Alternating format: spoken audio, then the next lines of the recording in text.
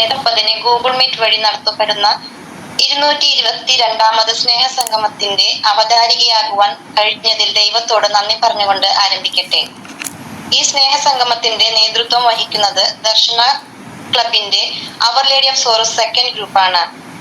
ജീവിതത്തിലെ ദുഃഖങ്ങളെ ഓർത്ത് നമ്മൾ വിഷമിച്ചിരുന്നത് കൊണ്ട് ഒന്നും മാറാൻ പോകുന്നില്ല. എന്നാൽ ഏതൊരവസ്ഥയെയും തരണം ചെയ്യാനുള്ള മനസ്സോടുകൂടി ധൈര്യത്തോടെ മുന്നിട്ടിറങ്ങിയാൽ ജീവിതത്തിൽ മാറ്റങ്ങൾ ഉണ്ടാകും. നല്ലൊരു ശുഭദിനം ആശംസിക്കുന്നു. നമ്മുടെ ഗൂഗിൾ മീറ്റിലേക്ക് എത്തിച്ചേർന്നിരിക്കുന്ന എല്ലാ വിശിഷ്ട വ്യക്തികളെയും എല്ലാ ഗ്രൂപ്പംഗങ്ങളെയും എന്റെ പ്രിയ സുഹൃത്തുക്കളെയും സ്നേഹത്തോടെ ക്ഷണിക്കുന്നു. പ്രാർത്ഥനയ്ക്കായി ശ്രീമതി സിന്ധു ജോയ് ചേച്ചിയെ സ്നേഹത്തോടെ ക്ഷണിക്കുന്നു. Please welcome to stream. Sindhu ചേച്ചി. നിനക്കു വന്ദനം സ്നേഹരൂപിയായ ദൈവമേ, നിനക്കു വന്ദനം. ബുദ്ധിയും വിശുദ്ധിയും സ്വഭാവശുദ്ധിയും സദാ ഭക്തിയും വിവേകവും തരേണമേ ദയാനിധി. നന്മരൂപിയായ ദൈവമേ, നിനക്കു വന്ദനം. സ്നേഹരൂപിയായ ദൈവമേ, നിനക്കു വന്ദനം. വളരെ മനോഹരമായി പ്രാർത്ഥനാഗാനം ആരംഭിച്ച സിന്ധു ചേച്ചിക്ക് ഹൃദയം നിറഞ്ഞ നന്ദി അറിയിക്കുന്നു. താങ്ക് യു ചേച്ചി. Thank you. 222ാമത് സ്നേഹസംഗമത്തിൽ ആയിരിക്കുന്ന വിശിഷ്ട വ്യക്തികളെയും എല്ലാ ഗ്രൂപ്പംഗങ്ങളെയും എന്റെ പ്രിയ സുഹൃത്തുക്കളെയും സ്വാഗതം ചെയ്യുന്നതിനായി ദർശന PR ടീച്ചേഴ്സ് ഫോട്ടോ പ്രതിനിധികളെ സ്നേഹത്തോടെ ക്ഷണിക്കുന്നു. Please welcome to screen. ചേട്ടാ. ഏറ്റവും സ്നേഹം നിറഞ്ഞ സുഹൃത്തുക്കളെ, എല്ലാവർക്കും നമസ്കാരം. എല്ലാ ശനിയാഴ്ചകളിലും 1:30 നടത്തുന്ന സ്നേഹസംഗമത്തിൻ്റെ 222ാമത്തെ ആഴ്ചയിലാണ് നാം ഇപ്പോൾ ആയിരിക്കുന്നത്. ഇന്നത്തെ സ്നേഹസംഗമം വളരെ ഭംഗിയായി ആങ്കറിങ് ചെയ്തുകൊണ്ടിരിക്കുന്ന സീമ എൻ തോമസിനെ ഈ സ്നേഹസംഗമത്തിലേക്ക് ഹാർദവമായി സ്വാഗതം ചെയ്യുന്നു. ഇന്നത്തെ സ്നേഹസംഗമം ഉദ്ഘാടനം ചെയ്യുവാനായി എത്തിയിരിക്കുന്ന ഷോൺ സ്റ്റേറ്റ് Jeevalaya social service centre Varadiyam reverend father Binoy Mankuttathil അച്ഛനെ ഏറ്റവും സ്നേഹത്തോടെ ദർശന ക്ലബിൻ്റെ ഈ സ്നേഹസംഗമത്തിലേക്ക് ഹാർദവമായി സ്വാഗതം ചെയ്യുന്നു. അടുത്തതായി ഇന്നത്തെ സ്നേഹസംഗമത്തിൽ നമുക്ക് ഒരു അധ്യാപകനാണ് വന്നിരിക്കുന്നത്. വളരെയധികം തിരക്കുകൾക്കിടയിലും നമ്മോടൊപ്പം സാറ് എത്തിച്ചേർന്നിരിക്കുന്നത്. സാറ് ഒരുപാട് അവാർഡുകളും ഒക്കെ വാങ്ങിയിട്ടുള്ള ഒരു സാറാണ്. Shri Babu John P retired HST. സാറിനെ ഹൃദയം നിറഞ്ഞ സ്നേഹത്തോടെ ദർശന ക്ലബിൻ്റെ ഗൂഗിൾ മീറ്റിലേക്ക് ഹാർദമായി സ്വാഗതം ചെയ്യുന്നു. അടുത്തതായി ഇന്നത്തെ സ്നേഹസംഗമത്തിൽ സ്വാഗതം ചെയ്യാനായിട്ട് വരുന്നത് കവിതകളിലൂടെയും കഥകളിലൂടെയും ഒരുപാട് രചനകൾ നടത്തിയിട്ടുള്ളതും അവാർഡുകൾ നേടിയിട്ടുള്ളതുമായ ശ്രീ ചന്ദ്രമോഹൻ കുമ്പളങ്ങാട് സാറാണ്. സാറിനെ കുറിച്ച് പറയുകയാണെങ്കിൽ ഒട്ടനവധി മേഖലകളിൽ സാറ് പ്രവർത്തിക്കുന്നുണ്ട്. സാറ് തന്നെ നമ്മോടത് പറയും. ഏറ്റവും സ്നേഹത്തോടെ സാറിനെ ഈ സ്നേഹസംഗമത്തിലേക്ക് സ്വാഗതം ചെയ്യുന്നു. ഇന്നത്തെ സ്നേഹസംഗമത്തിൻ്റെ അധ്യക്ഷനായിരിക്കുന്ന ദർശന സർവീസ് സൊസൈറ്റി പ്രസിഡൻറ്റും ദർശന ക്ലബ് ഡയറക്ടറുമായ റവറൻ ഫാദർ സോൾമൻ കടമ്പാട്ട് പറമ്പിൽ CMA അച്ഛനെ ഏറ്റവും സ്നേഹത്തോടെ സ്വാഗതം ചെയ്യുന്നു. ഇന്നത്തെ ഈ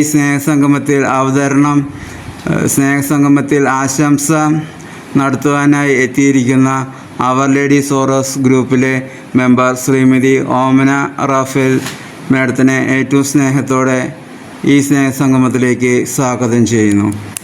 അടുത്തതായി പ്രാർത്ഥന അതിമനോഹരമായി ആലപിച്ച ശ്രീമതി സിന്ധു ജോയ്, റിപ്പോർട്ട് അവതരിപ്പിക്കാനായി എത്തിയിരിക്കുന്ന ശ്രീ ജോസ് കൊരട്ടി, സ്നേഹസംഗമത്തിൻ്റെ നന്ദി അറിയിക്കുവാനായി എത്തിച്ചേർന്നിരിക്കുന്ന കുമാരി സിമിൻ സെബാസ്റ്റ്യൻ എന്നിവരെ ഏറ്റവും സ്നേഹത്തോടെ ദർശന ക്ലബിൻ്റെ സ്നേഹസംഗമത്തിലേക്ക് ഹാർദവമായി സ്വാഗതം ചെയ്യുന്നു. ദർശന ക്ലബിൻ്റെ പ്രസിഡൻ്റായിരിക്കുന്ന ശ്രീ സാജു ജോൺ, സെക്രട്ടറി റിൻസി പുളിക്കാൻ എന്നിവരെയും ഈ സ്നേഹ സംഗമത്തിലേക്ക് ഹാർദവമായി സ്വാഗതം ചെയ്യുന്നു.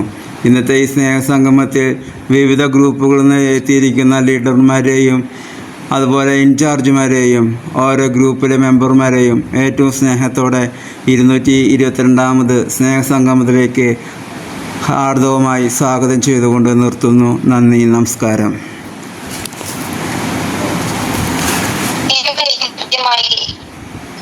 ദർശനയുടെ സാറിനെ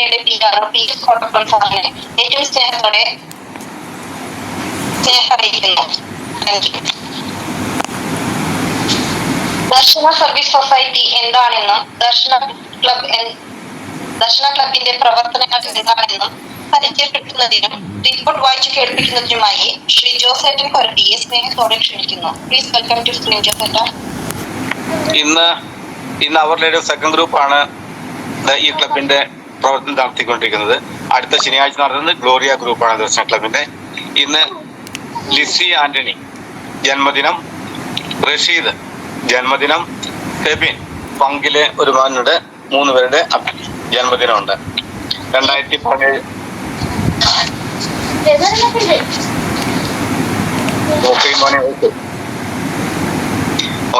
2017 ഡിസംബർ 10 ദർശന ക്ലബ് തൃശ്ശൂരിൽ ആരംഭം കുറിച്ചു. തുടർന്ന് 4 വർഷങ്ങൾക്ക് ശേഷം 2022 ജനുവരി 19 ദർശന ക്ലബ് ദർശന സർവീസ് സൊസൈറ്റി എന്ന പേരിൽ രജിസ്റ്റർ ചെയ്യപ്പെടുകയുണ്ടായി. ദർശന ക്ലബ് ദർശന സർവീസ് സൊസൈറ്റിയുടെ ഒരു യൂണിറ്റായി പ്രവർത്തിച്ചു വരുന്നു. 2024 ജനുവരി 19 ദർശന ക്ലബ് രജിസ്ട്രേഷൻ ചെയ്യപ്പെട്ടു. ദർശന സർവീസ് സൊസൈറ്റി ഇന്ത്യ മുഴുവൻ മുഖ്യമായും ഭിന്നശേഷിക്കാരുടെ സർവോന്മുഖ പുരോഗതിക്ക് വേണ്ടിയും മറ്റ് പാർശ്വവൽക്കരിക്കപ്പെട്ടവർ അവഗണിക്കപ്പെട്ടവരുമായ വ്യക്തികളുടെ ക്ഷേമപദ്ധതികൾക്ക് വേണ്ടിയും പ്രവർത്തിച്ചുകൊണ്ടിരിക്കുന്നു. ക്രിക്കറ്റിന് വേണ്ടി കാഴ്ച പരിമിത 3 ടീമുകൾ, പൂർണ്ണ കാഴ്ച പരിമിത 2 ഫുട്ബോൾ ടീം, ഭാഗിക കാഴ്ച പരിമിത 2 ഫുട്ബോൾ ടീം പ്രവർത്തിച്ചു വരുന്നു. കാഴ്ച പരിമിത ചിങ്കാരിമേൾ ടീം, ഓർക്കസ്ട്ര ടീം, അവരുടെ തന്നെ ഫ്യൂഷൻ ടീം, നാടൻ പാട്ട് എന്നിവ എടുത്തു പറയത്തക്ക ശ്രദ്ധേയമായ പ്രോഗ്രാമുകളാണ്. കൂടാതെ കാഴ്ച പരിമിതർക്ക് വേണ്ടിയുള്ള ചെസ്സും ഡ്രാമ ടീമും പ്രവർത്തിച്ചു വരുന്നു. ദർശന സ്വിമ്മിംഗ് ടീം കാഴ്ച പരിമിതർക്കും ചലന പരിമിതർക്കും ഉയരം കുറവുള്ളവർക്കും സ്ത്രീ പുരുഷ ഭേദമന്യേ നീന്തൽ പരിശീലനം നൽകുകയും ജില്ലാ, സംസ്ഥാന, ദേശീയ തലങ്ങളിലേക്ക് മത്സരങ്ങൾക്കായി പ്രാപ്തരാക്കുകയും ചെയ്യുന്നു. Darshana wheel chair basketball team ചലന പരിമിതർക്ക് വേണ്ടി സ്പോർട്സ് വീൽ ചെയർ ഉപയോഗിച്ചുകൊണ്ട് സ്ത്രീ പുരുഷ ഭേദമന്യേ ബാസ്കറ്റ്ബോൾ പരിശീലിപ്പിക്കുകയും സംസ്ഥാന, ദേശീയ തലങ്ങളിലേക്ക് സജ്ജരാക്കുകയും ചെയ്യുന്നു. ഗ്ലോറിയ ഗ്രൂപ്പ് ചലന പരിമിതർക്ക് പാട്ടുകൾ പാടുന്നതിനും മാനസിക ഉല്ലാസത്തിനും ബുദ്ധി വളർച്ചയ്ക്കും വേണ്ട കാര്യങ്ങൾ ഈ ഗ്രൂപ്പിലൂടെ നടത്തിവരുന്നു. മത്സരത്തിൽ പങ്കെടുക്കുന്ന വിജയികൾക്ക് ക്യാഷ് പ്രൈസ് നൽകി വരുന്നു. തിരുഹൃദയ ഗ്രൂപ്പ് ചലന പരിമിതർക്കും കിടപ്പ് രോഗികൾക്കും പ്രാർത്ഥനയുടെ ആശ്വാസം നൽകുന്ന ഒരു ഗ്രൂപ്പാണ്. പ്രാർത്ഥനയോടൊപ്പം തന്നെ പരസ്പരം വേദനകൾ പങ്കുവയ്ക്കുവാനും സാമ്പത്തികമായി പിന്നോക്കം നിൽക്കുന്നവരെ സഹായിക്കുന്നതിനുള്ള ഗ്രൂപ്പാണ്. ദർശന ലിറ്റിൽ ബ്രദർ ഗ്രൂപ്പ് ഉയരം കുറഞ്ഞവർക്ക് വേണ്ടിയുള്ള ഗ്രൂപ്പാണിത്. ഇതിലൂടെ അവരുടെ മാനസിക, ശാരീരിക വേദനകൾ പരസ്പരം പങ്കുവയ്ക്കുവാനും കലാകായിക വിദ്യാഭ്യാസ മേഖലയിൽ ശ്രദ്ധ പതിപ്പിക്കാൻ വേണ്ടിയുള്ള ഗ്രൂപ്പാണ്. ദർശന അവർ ലേഡി ഓഫ് സോറോസ് വിധവകളായി വീട്ടിൽ കഴിയുന്ന വ്യക്തികളുടെ കൂട്ടായ്മയാണ് വ്യാകുല മാതാവിന്റെ കൂട്ടായ്മ. ഈ കൂട്ടായ്മയിലൂടെ അവരുടെ മാനസിക, ശാരീരിക വിഷമതകൾ പങ്കുവയ്ക്കുവാനും പ്രാർത്ഥനയുടെ ദൈവാനുഗ്രഹം പ്രാപിക്കുന്നതിനും ധൈര്യം സംഭരിക്കുന്നതിനും പ്രവർത്തിച്ചു വരുന്നു. അതുപോലെ തന്നെ സാമ്പത്തികമായി പിന്നോക്കം നിൽക്കുന്ന വ്യക്തികൾക്കും അവരുടെ മക്കൾക്കും വിദ്യാഭ്യാസത്തിന് വേണ്ടി സാമ്പത്തികമായി സഹായം നൽകുന്നതിനും ഈ ഗ്രൂപ്പിലുള്ളവർ തയ്യാറാകുന്നു. ദർശന മാർഗദർശികളുടെ കൂട്ടായ്മ ദർശന ക്ലബിന്റെ ചാനലിലൂടെ മാർഗദർശികൾ എന്ന അഭിമുഖത്തിൽ പങ്കെടുത്ത വ്യക്തികളുടെ കൂട്ടായ്മയാണ്. ഈ അഭിമുഖത്തിൽ കാഴ്ച പരിമിതരും ചലന പരിമിതരും ഉയരം കുറഞ്ഞവരുമായിട്ടുള്ള 430 വ്യക്തികൾ പങ്കെടുക്കുകയുണ്ടായി. ദർശന യൂട്യൂബ് ചാനൽ 2020 ഏപ്രിൽ മാസത്തിൽ ആരംഭിച്ച ദർശന ക്ലബ് യൂട്യൂബ് ചാനൽ ഭിന്നശേഷിക്കാരുടെ അഭിമാനമായി ചാനലായി മാറി കഴിഞ്ഞിരിക്കുന്നു. 10,000-ൽ പരം സബ്സ്ക്രൈബേഴ്സ് ഇതിനുണ്ട്. ദർശന ക്ലബിന്റെ യൂട്യൂബ് ചാനലിലൂടെ ഭിന്നശേഷിക്കാരുടെ കലാവാസനകൾ പ്രകടമാക്കുന്നതിനും കനവെന്ന പ്രോഗ്രാം, ആത്മീയമായ ഉന്നമനത്തിനുള്ള ക്ലാസുകൾ, സമകാലിക വാർത്തകൾ, സ്നേഹ സംഗമം തുടങ്ങിയ നിരവധിയായ പ്രവർത്തനങ്ങൾ യൂട്യൂബ് ചാനലിലൂടെ പ്രവർത്തിച്ചു വരുന്നു. വർഷത്തിലൊരിക്കൽ ഇങ്ങാറുടെ ക്രൈസ്റ്റ് കോളേജിൽ വെച്ച് എല്ലാ വിഭാഗത്തിൽപ്പെട്ടവർക്ക് വടംവലി മത്സരവും പഞ്ചഗുസ്തി മത്സരവും നടത്തി വരുന്നു. ഭിന്നശേഷിക്കാർക്ക് വേണ്ടി വിനോദയാത്രകളും ഉപജീവനാർത്ഥം സ്വതൊഴിലിനു വേണ്ടി പരിശീലനങ്ങളും അവസരങ്ങളും സജ്ജമാക്കുന്നു. ദർശനയുടെ പ്രവർത്തനങ്ങൾക്ക് സാമ്പത്തികമായി സഹായിക്കുന്നതിന് സുമനസ്സുകളായ വ്യക്തികളുടെ DSS ദർശന ഫ്രണ്ട്സ് ഗ്രൂപ്പും പ്രവർത്തിച്ചു വരുന്നു. ദർശനയുടെ പ്രവർത്തനങ്ങൾക്ക് ന്യൂനതവും ക്രിയാത്മകവുമായി ചിന്തകൾ പങ്കുവയ്ക്കുവാനും ഊർജ്ജസ്വലവുമായി പ്രവർത്തിക്കുന്നതിന് വേണ്ടി ഒരു ഉപദേശ സമിതിയും പ്രവർത്തിച്ചു വരുന്നു. സ്നേഹസംഗമം എല്ലാ ശനിയാഴ്ചകളിലും ഉച്ചയ്ക്ക് 1:30 ദർശന ക്ലബ് ഓൺലൈനിൽ സ്നേഹസംഗമം കൂട്ടായ്മ നടത്തി വരുന്നു. ഈ സ്നേഹസംഗമത്തിൽ പങ്കെടുക്കുന്ന മത നേതാക്കളുടെ വേണ്ടി ഉദ്ഘാടനം ചെയ്യപ്പെടുന്ന മോട്ടിവേഷൻ ക്ലാസുകളും സർക്കാരിന്റെ വിവിധ ഡിപ്പാർട്ട്മെന്റുകളിൽ വരുന്ന വ്യക്തികളുടെ മുഖ്യ പ്രഭാഷണങ്ങളും ഡിപ്പാർട്ട്മെന്റുകളെ പറ്റി പരിചയപ്പെടുത്തലും സമൂഹത്തിന്റെ മുൻനിരയുള്ള വ്യക്തികളുടെ പ്രസംഗങ്ങളും ഈ പ്രോഗ്രാമിൽ നടത്തി വരുന്നു. റിപ്പോർട്ട്. പ്രിയപ്പെട്ടവരെ, 13/9/2025 ശനിയാഴ്ച ഉച്ചയ്ക്ക് 1:30 ദർശന ക്ലബ് ഡയറക്ടർ ബഹുമാനപ്പെട്ട റവറൻ ഫാദർ സോളമൻ കടമ്പാട്ട് പറമ്പിൽ CMയുടെ അധ്യക്ഷതയിൽ ചേർന്ന 221 സ്നേഹസംഗമത്തിന്റെ റിപ്പോർട്ട്. ഇന്നത്തെ സ്നേഹസംഗമം നടത്തിയത് ദർശനയാണ്. അവതരണം ശ്രീ ലിജോ കോഴിക്കോട്. പ്രാർത്ഥന ശ്രീമതി മേഗി സൈമൺ. സ്വാഗതം ശ്രീമതി മറിയാമ്മ ജോസഫ്. ഗ്രൂപ്പ് പരിചയപ്പെടുത്തി റിപ്പോർട്ട് അവതരണം ശ്രീ KJ ജോസ് കൊരട്ടി. റിപ്പോർട്ട് യോഗം പാസാക്കി. നീന്തൽ മത്സരം തൃശ്ശൂരിൽ നടക്കുന്നതുകൊണ്ട് അധ്യക്ഷന യോഗത്തിൽ പങ്കെടുക്കാൻ സാധിക്കില്ല. ഉദ്ഘാടനം ചെയ്തത് ബഹുമാനപ്പെട്ട reverend father Thomas Chalakkal CMI അച്ഛനായിരുന്നു. സുഹൃത്തുക്കളെ, ആദ്യമായാണ് ഞാൻ പങ്കെടുക്കുന്നത്. എല്ലാ ശനിയാഴ്ചയും മുടങ്ങാതെ നടത്തുന്നതിൽ വളരെ സന്തോഷം. ഞാൻ ബാംഗ്ലൂരാണ് പ്രിൻസിപ്പളായിട്ട് വർക്ക് ജോലി ചെയ്യുന്നു. ലോകത്തെല്ലാ മനുഷ്യരും വ്യത്യസ്തരാണ്. കുറവുകൾ എല്ലാവരിലും ഉണ്ട്. ഉൾവലിയുന്ന ഒരു ചിന്തകളും ഉണ്ടാകരുത്. എല്ലാവർക്കും നന്മകൾ നേർന്നുകൊണ്ട് 221 സ്നേഹസംഗമം ഉദ്ഘാടനം ചെയ്യുന്നു. Darshana wheel chair basketball group ഒരുക്കിയ എന്റെ ഭാരതം പരിപാടിയുടെ വ്യൂസ് വിജയികൾ. First Mariyamma Joseph, second CB Konni, third Leena M ജനാട്ടിക. പങ്കെടുത്തവർക്കും വിജയികൾക്കും അഭിനന്ദനങ്ങൾ. മുഖ്യാതിഥിയായി വന്നത് association for mentally handicapped adult സ്ഥാപകനുമായ സെക്രട്ടറിയുമായിരുന്ന ഡോക്ടർ ഭാനുമതി അവർകളായിരുന്നു. എല്ലാവർക്കും നമസ്കാരം. സാധ്യമാണ് എന്നെ വിളിച്ചത്. മുടങ്ങാതെ നടത്തിക്കൊണ്ടു പോകുന്ന ഈ സ്നേഹസംഗമം എല്ലാവർക്കും അഭിനന്ദനങ്ങൾ. ഇനിയും ശക്തരാകട്ടെ. ഇതുപോലെ ഇനിയും നന്നായി മുന്നോട്ട് പോകുവാൻ പ്രാർത്ഥിച്ചുകൊണ്ട് നിർത്തുന്നു. വിശിഷ്ടാതിഥിയായി വന്നത് ആലുവയിലെ മോട്ടിവേഷൻ സ്പീക്കറായ ശ്രീ ബേബി ജോസഫ് സാറായിരുന്നു. ഞാൻ പല സ്ഥലങ്ങളിലും മോട്ടിവേഷൻ ക്ലാസ് എടുക്കാൻ പോകുന്നു.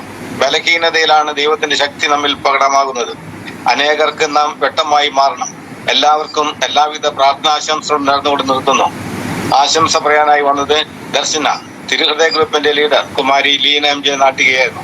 സ്നേഹം നിറഞ്ഞ സോളമേച്ച, ഉദ്ഘാടനം ചെയ്ത തോമസ് അച്ച, ഭാനു ടീച്ചർ, ബേബി സാർ, എല്ലാവർക്കും മറ്റുള്ളവർക്കും എന്റെ നമസ്കാരം. നമ്മുടെ ഭിന്നശേഷി ഒരിക്കലും മാറ്റമില്ലാതെ തുടരും. നമുക്ക് മറ്റുള്ളവർക്ക് എന്ത് ചെയ്യാൻ കഴിയും, നമുക്ക് എന്ത് ചെയ്യാൻ സാധിക്കും.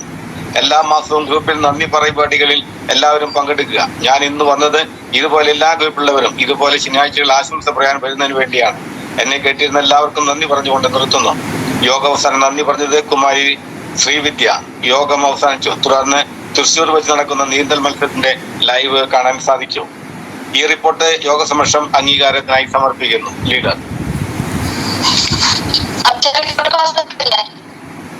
റിപ്പോർട്ട് പാസ്സാക്കാം.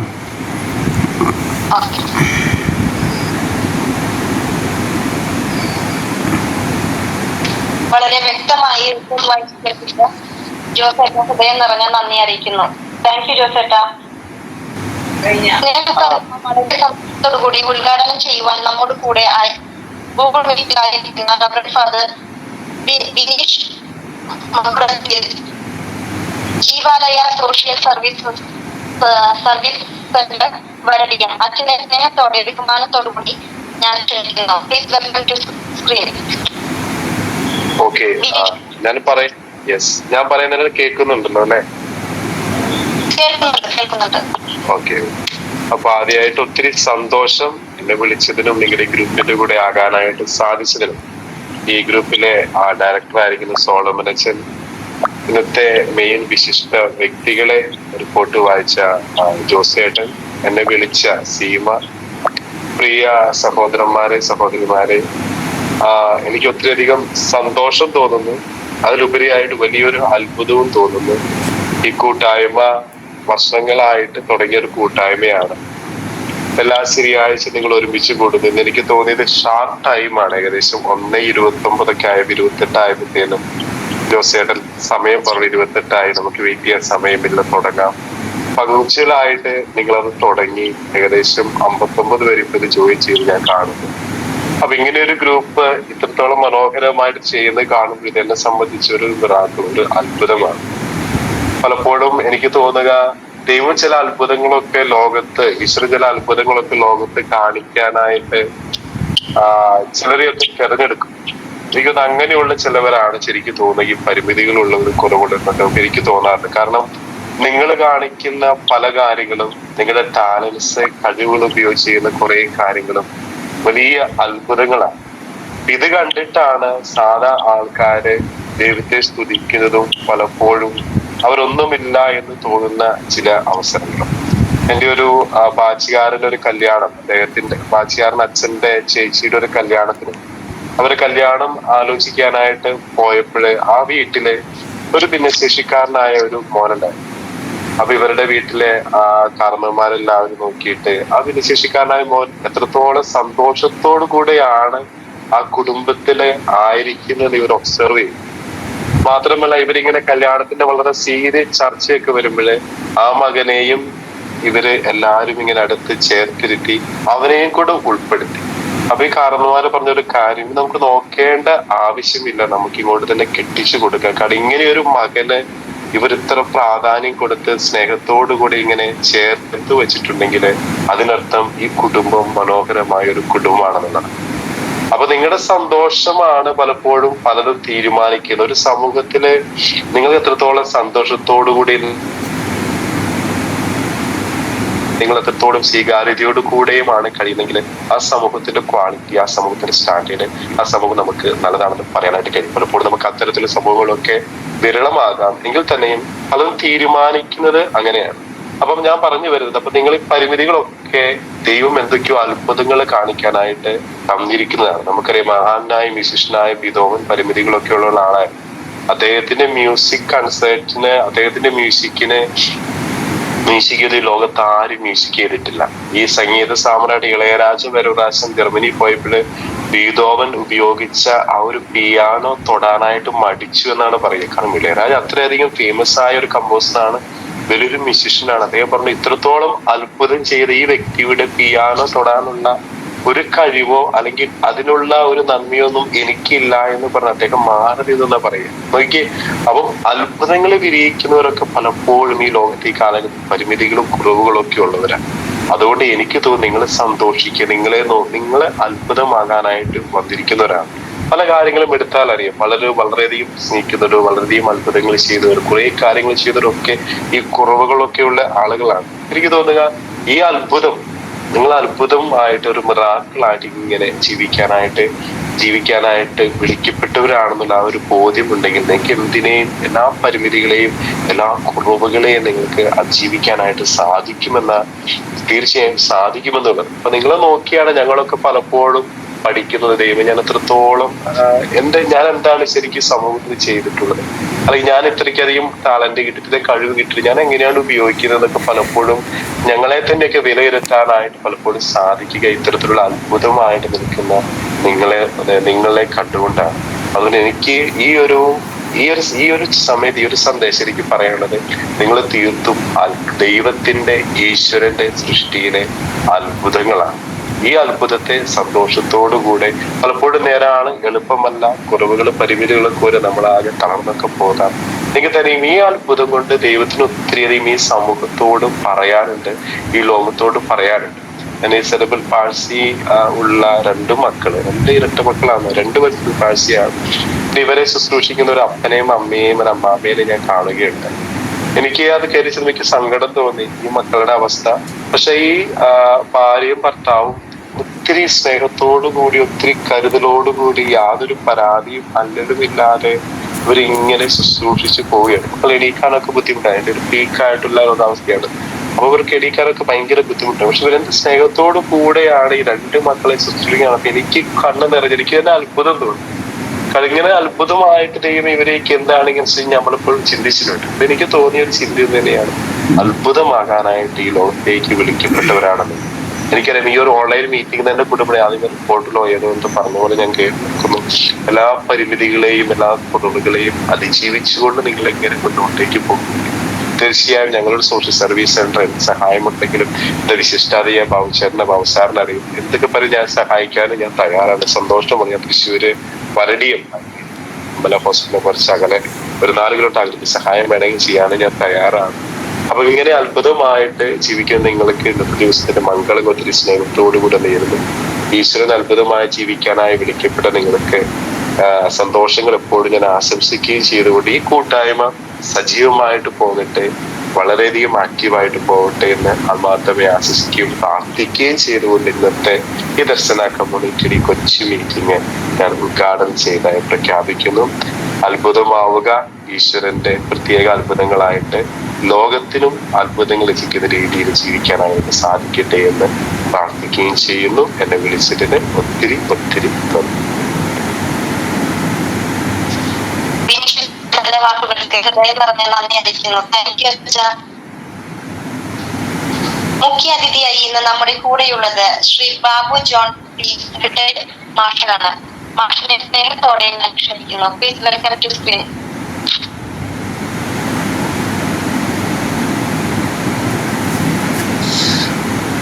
അപ്പൊ എല്ലാവർക്കും ഈ കൂട്ടായ്മയിലേക്ക് എന്നെ വിളിച്ചതിന് എല്ലാവർക്കും നന്ദി പറയാണ്. ആദ്യം ഞാൻ ബാബു ജോൺ, ഞാൻ റിട്ടയർഡ് അധ്യാപകനായിട്ട് കഴിഞ്ഞ വർഷം റിട്ടയർ ചെയ്തു. ഭൗതിക ശാസ്ത്ര അധ്യാപകനായിട്ട് ദീപ്തി ഹൈസ്കൂളിൽ നിന്ന് റിട്ടയർ ചെയ്തു. പക്ഷെ 2007 മുതൽ ഞാൻ ജില്ലാ ആസ്പത്രിയിൽ പോയിക്കൊണ്ടിരുന്ന സന്ദർഭത്തിലാണ് ഇങ്ങനെ ശാരീരിക വെല്ലുവിളി നേരിടുന്നവരെ കണ്ടെത്താനും അവരുമായിട്ടുള്ള ഒരു കമ്മ്യൂണിറ്റി ബന്ധം സ്ഥാപിക്കാനൊക്കെ എനിക്ക് കഴിഞ്ഞത്. 2017-18 വരെ, കോവിഡ് കാലം വരെ അങ്ങനെ തുടർന്നുകൊണ്ടിരുന്നു. എൻ്റെ ഔദ്യോഗിക ജീവിതവുമായിട്ടാണ് മുന്നോട്ട് പോയി. അതിനുശേഷം നമ്മൾ കോവിഡ് കാലത്തിന് ശേഷമാണ് വീണ്ടും ശാരീരിക വെല്ലുവിളി നേരിടുന്നവരെ എങ്ങനെ സഹായിക്കാം എന്നതിനെ കുറിച്ച് ഞാൻ ചിന്തിച്ചുകൊണ്ട് പുതിയ പദ്ധതികൾ ഞങ്ങൾ ചിന്തിക്കാൻ തുടങ്ങി. ഈ അവസരത്തിൽ സോളമനച്ചൻ നേതൃത്വത്തിൽ ദർശന ക്ലബ്ബ് വർഷങ്ങൾക്ക് മുമ്പ് ആരംഭിച്ചതും അവരുടെ പ്രവർത്തനങ്ങളൊക്കെ ഞങ്ങൾ കേട്ടുകൊണ്ടുണ്ടായിരുന്നു. അപ്പൊ ഞങ്ങൾക്കത് വളരെ അത്ഭുതവും ആവേശവും ഒക്കെ ഉണർത്തിയ ഒരു സംഭവമാണത്. തൃശ്ശൂർ കേന്ദ്രമാക്കി സോളമനച്ചൻ നേതൃത്വത്തിൽ അന്ന് നടന്നിരുന്ന ആ വലിയ വൃക്ഷം ഇന്ന് വലിയ വൃക്ഷമായിട്ട് പടർന്നു. ഞാനിത് നിങ്ങളോട് പങ്കുവെക്കാൻ പോകുന്ന ഒരു കൊച്ചു വാക്കുകളിലൂടെ ഞാൻ അവസാനിപ്പിക്കാം. ഒരിക്കൽ ഈ ശാരീരിക വെല്ലുവിളി നേരിടുന്ന മനുഷ്യരെ ബൈബിളിൽ ഒരു ഭാഗമാണ്, ക്രിസ്തുവിന് മുമ്പിൽ കൊണ്ടു നിർത്തിയിട്ട് കുറെ പേര് ചോദിച്ചു, ഇവൻ ഇങ്ങനെ ആയിത്തീർന്നത് ആരുടെ കുഴപ്പം കൊണ്ടാണ്? വലിയൊരു ക്വസ്റ്റ്യനാണ്. ക്രിസ്തുവിന് മുമ്പിൽ ഇതേ കൂട്ടായ്മ കൂടിയിട്ട് ക്രിസ്തു പറഞ്ഞ ഒരു മറുപടി ഉണ്ട്. ഇവൻ ഇങ്ങനെ ആയത് ഇവന്റെയോ ഇവന്റെ മാതാപിതാക്കളുടെയോ കുറ്റം പോലുമല്ല, ദൈവത്തിന്റെ ശക്തി ഇവനിൽ പ്രകടമാകേണ്ടതിനാണ്. ക്രിസ്തു ലോകത്തിലെ വലിയ ആചാര്യന്മാരിൽ ഒരാളായി കണക്കാക്കപ്പെടുന്ന ലോകൈക ഗുരുവായ യേശു ക്രിസ്തു പറഞ്ഞ ഉത്തരം ഇതാണ്: ദൈവത്തിന്റെ, ഈശ്വരന്റെ ശക്തി ഇവനിൽ പ്രകടമാകാൻ വേണ്ടിയാണ്. അന്ധനായ ഒരുവനെ കാഴ്ചക്ക് വെല്ലുവിളി നേരിടുന്ന, ശാരീരിക വെല്ലുവിളി നേരിടുന്ന ഒരാളെ കൊണ്ട് നിർത്തിയിട്ടായിരുന്നു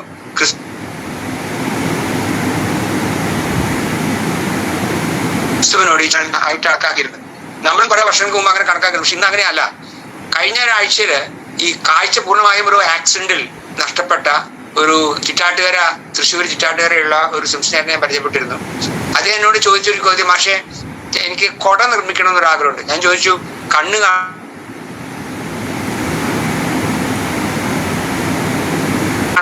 ഈ കൊട നിർമ്മിക്കും? എനിക്ക് അത്ഭുതം തോന്നി. മാഷെ ഞാൻ നോക്കാം, എനിക്കൊന്ന് അയച്ചു തരൂ. അപ്പൊ ഞാൻ ഈ കാലം കൊട തൃശ്ശൂരിൽ നിന്ന് ഒരു കിറ്റ് വാങ്ങി ഞാനത് പാഴ്സലായിട്ട് അയച്ചു.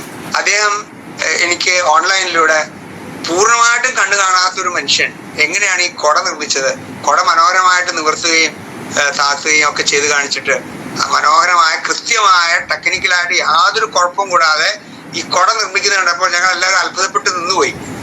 കാരണം അന്ന് പറഞ്ഞത് കൃത്യമാണ്, ദൈവത്തിന്റെ ശക്തി ഇവരിൽ പ്രകടമാകാൻ വേണ്ടിയാണ്. അപ്പോൾ പൂർണ്ണമായിട്ടും കണ്ണു കാണാത്തൊരു മനുഷ്യനെ എങ്ങനെയാണ് ഈ കൊടയിൽ അസംബ്ലി ചെയ്യുന്നതും അതിൽ തുന്നുന്നതും ഒക്കെ അത്ഭുതത്തോടെ വീക്ഷിച്ചുകൊണ്ടിരിക്കുന്ന ഒരു ലോകം നമുക്ക് ചുറ്റുമുണ്ട് എന്ന് നിങ്ങൾ ഓർക്കുക. നിങ്ങൾ ചെയ്യുന്ന ഓരോ കാര്യങ്ങളെയും അത്ഭുതത്തോടെ കാണുകയും അനവധി പേരുടെ ജീവിതങ്ങളിൽ പുതിയ പ്രകാശവും പുതിയ വെളിച്ചവും നൽകുകയും ചെയ്യുന്നു എന്ന യാഥാർത്ഥ്യത്തെ നിങ്ങൾ ഉൾക്കൊള്ളുക. നിങ്ങൾ ശാരീരികമായ വെല്ലുവിളി നേരിടുന്ന അല്ലെങ്കിൽ മാനസികമായ വെല്ലുവിളി നേരിടുന്ന വ്യക്തികളാണെങ്കിലും അവർ നോക്കുന്ന കുടുംബങ്ങളാണെങ്കിലും നിങ്ങളെ കാണുന്ന മനുഷ്യര് ഒരുപാട് ജീവിതങ്ങളിലെ വിഷാദങ്ങളിൽ നിന്ന് പുറത്തു വരാൻ നിങ്ങൾ കാരണമാകുന്നുണ്ട്. പുതിയ ദിശയിലെ തന്റെ ജീവിതങ്ങളെ മുന്നോട്ട് നയിക്കാൻ ഇത് കാരണമാകുന്നുണ്ട്. അത് വലിയൊരു യാഥാർത്ഥ്യമാണ്. ഞാനതിന് ഒരു ഉദാഹരണം ഞാൻ പറഞ്ഞെന്ന് മാത്രം. മറ്റൊരു യുവാവിനെ ഞാൻ പരിചയപ്പെട്ടത് സീരിയൽ ബൾബുകള് അറിഞ്ഞുകൂടാ, കിടന്നുകൊണ്ട് സോൾഡറിങ് നടത്തി ഏതാണ്ട് 45ഓളം സീരിയൽ ബൾബുകൾ തയ്യാറാക്കി കഴിഞ്ഞു. ഈ ജനുവരി ഡിസംബറിലൊക്കെ സീരിയൽ ബൾബുകൾ വിൽക്കാനായിട്ട് അദ്ദേഹം തയ്യാറായിരിക്കുകയാണ്. അപ്പോ അത് അറിയാത്തൊരു കാര്യം യൂട്യൂബിൽ നോക്കി പഠിച്ച് അത് 40-50 LED ബൾബുകളൊക്കെ സോൾഡർ ചെയ്ത് കിടന്നുകൊണ്ട്, ചരിഞ്ഞു കിടന്ന്, എനിക്ക് ഇരിക്കാൻ പറ്റില്ല അദ്ദേഹത്തിന്, ചരിഞ്ഞു കിടന്നുകൊണ്ട് ഇതൊക്കെ ചെയ്യുന്നത് കാണുമ്പോൾ പല മനുഷ്യ വ്യക്തികളും സ്വന്തം ജീവിതത്തിൽ നിന്നും, ലഹരിയുടെ ആസക്തിയിൽ നിന്നും മോചനം പ്രാപിച്ച് ജീവിതത്തിന്റെ പുതിയ ലക്ഷ്യത്തിലേക്കും പുതിയ ദിശയിലേക്കും മുന്നോട്ട് പോകാൻ നിങ്ങൾ കാരണമാകുന്നു എന്ന യാഥാർത്ഥ്യത്തെ ഞാൻ നിങ്ങളുടെ മുമ്പിലേക്ക് അവതരിപ്പിക്കുകയാണ്. അത് നിങ്ങൾക്ക് മറന്നുപോകരുത്. ഓരോ ശാരീരിക വെല്ലുവിളി നേരിടുമ്പോഴും കമ്മ്യൂണിറ്റിയിലെ പൊതുസമൂഹം നിങ്ങളെ കാണുന്നത് ഈ വെല്ലുവിളിയെ നിങ്ങൾ എങ്ങനെ അതിജീവിച്ചു എന്നതാണ്. ഓരോ വെല്ലുവിളിയെയും, ശാരീരികമായി നടത്തുന്ന ഓരോ വെല്ലുവിളിയെയും അത്ഭുതകരമായ രീതിയിൽ നിങ്ങൾ അതിജീവിക്കുന്നത് കാണുമ്പോൾ ഞങ്ങൾ സമൂഹത്തിൽ നിന്ന് പുറത്തു നിൽക്കുന്ന വ്യക്തികൾ ഞങ്ങളുടെ ജീവിതത്തിന്റെ നിരാശയിൽ നിന്നും, വിഷാദത്തിൽ നിന്നും, ജീവിത ലക്ഷ്യമില്ലായ്മയിൽ നിന്ന് ഞങ്ങൾ പുറത്തു കടക്കുന്നു എന്ന യാഥാർത്ഥ്യത്തെ നിങ്ങൾ നന്നായിട്ട് മനസ്സിലുറപ്പിക്കുക. നിങ്ങൾ ചെയ്യുന്ന ഓരോ ചെറിയ പ്രവൃത്തിയും അനേകം മൂല്യങ്ങൾ, അനേകം രത്നങ്ങളെക്കാൾ, സ്വർണത്തെക്കാൾ തിളക്കമുള്ളവയാണ് എന്ന യാഥാർത്ഥ്യത്തെ നിങ്ങൾ നന്നായി മനസ്സിലുറപ്പിക്കണം എന്നാണ് പ്രധാനമായിട്ട് ഇന്നത്തെ ഈ ആഴ്ചയിൽ എനിക്ക് പ്രത്യേകമായിട്ട് നിങ്ങളോട് പറയാനുള്ളത്. അതുകൊണ്ട് ഓരോ പരിശ്രമങ്ങളും ഒട്ടും വൃഥാവിലെന്നും ആ പരിശ്രമങ്ങളെ രത്നങ്ങൾ കണക്ക്, മുത്തുകൾ കണക്ക് സമൂഹം നോക്കിക്കാണുന്നു എന്ന യാഥാർത്ഥ്യവും നിങ്ങൾ മനസ്സിലിരുത്തുക. നിങ്ങളുടെ മാതാപിതാക്കളെയും, നിങ്ങൾ ശ്രദ്ധിക്കുന്ന മറ്റ് സഹായിക്കുന്നവരെയും, പ്രത്യേകിച്ച് ഈ ദർശന ക്ലബ്ബ്, ദർശന സൊസൈറ്റിയിലെ കൂട്ടായ്മയിലുള്ള എല്ലാവരെയും പ്രത്യേകം അഭിനന്ദിക്കാനും അവരെയും പ്രോത്സാഹിപ്പിക്കാനും ഒക്കെ ഈ അവസരം ഞങ്ങൾ തീർച്ചയായും ഉപയോഗിക്കും. എന്നെ വിളിച്ച ഈ കൂട്ടായ്മയിലേക്ക് പ്രത്യേകിച്ച് സീമയ്ക്കും, എന്റെ കോർഡിനേറ്ററായിട്ട്, ഈ ആഴ്ച കോർഡിനേറ്ററായിട്ടുള്ള സീമ അടക്കളത്തോട് എന്നുള്ള സീമയ്ക്കും മറ്റെല്ലാവർക്കും പ്രത്യേകം നന്ദി പറയുന്നു. ഞാൻ ഉപസംഹരിക്കുകയാണ്, വാക്കുകൾ ഞാൻ ഉപസംഹരിക്കുകയാണ്. ഒറ്റ കാര്യമാണ്, നിങ്ങൾ ചെയ്യുന്ന ഓരോ അതിജീവനത്തിന്റെ പാഠങ്ങളും, അതിജീവനത്തിന്റെ പരിശ്രമങ്ങളും, അതിജീവനത്തിന്റെ ചിന്തകളും പുറം കമ്മ്യൂണിറ്റി, പുറത്തെ സമൂഹം അവരുടെ അപാകതകളിൽ നിന്ന് അവരുടെ ജീവിത ലക്ഷ്യത്തിലേക്ക് ഉയരാനുള്ള വലിയ ശക്തിയായി തീർക്കുന്നു എന്ന യാഥാർത്ഥ്യത്തെ നിങ്ങൾ മനസ്സിൽ ഓർക്കണം. അതുകൊണ്ട് നിങ്ങളുടെ പരിശ്രമങ്ങൾ നിർത്താതെ സ്ഥിര പരിശ്രമങ്ങളോടെ, രോഗങ്ങളോട്, അസ്വസ്ഥതകളോട് മല്ലടിച്ച് തന്നെ നിങ്ങൾ മുന്നോട്ട് ഉയരണം, ഇനിയും ഉയരണം എന്ന് മാത്രം ആശംസിക്കുന്നു എന്ന് മാത്രം പറഞ്ഞുകൊണ്ട് വാക്കുകൾ ഉപസംഹരിക്കുകയാണ്. എല്ലാവർക്കും നന്ദി. Thank you. ആത്മീയ മേഖലയിലും കാരുണ്യ പ്രവർത്തനങ്ങളിലും സജീവമായി പ്രവർത്തിക്കുന്ന പാപ്പു ജോൺ സാറിനെ ഹൃദയം നിറഞ്ഞ നന്ദി അറിയിക്കുന്നു. താങ്ക് യു മാഷേ. ഈ ഗൂഗിൾ മീറ്റിലൂടെ വിശിഷ്ട അതിഥിയായി നമ്മോടൊപ്പം ആയിരിക്കുന്ന ശ്രീ ചന്ദ്രമോഹൻ കുമ്പളങ്ങാട് സാറിനെ സ്നേഹത്തോടെ ഞാൻ ക്ഷണിക്കുന്നു. Please welcome to screen sir.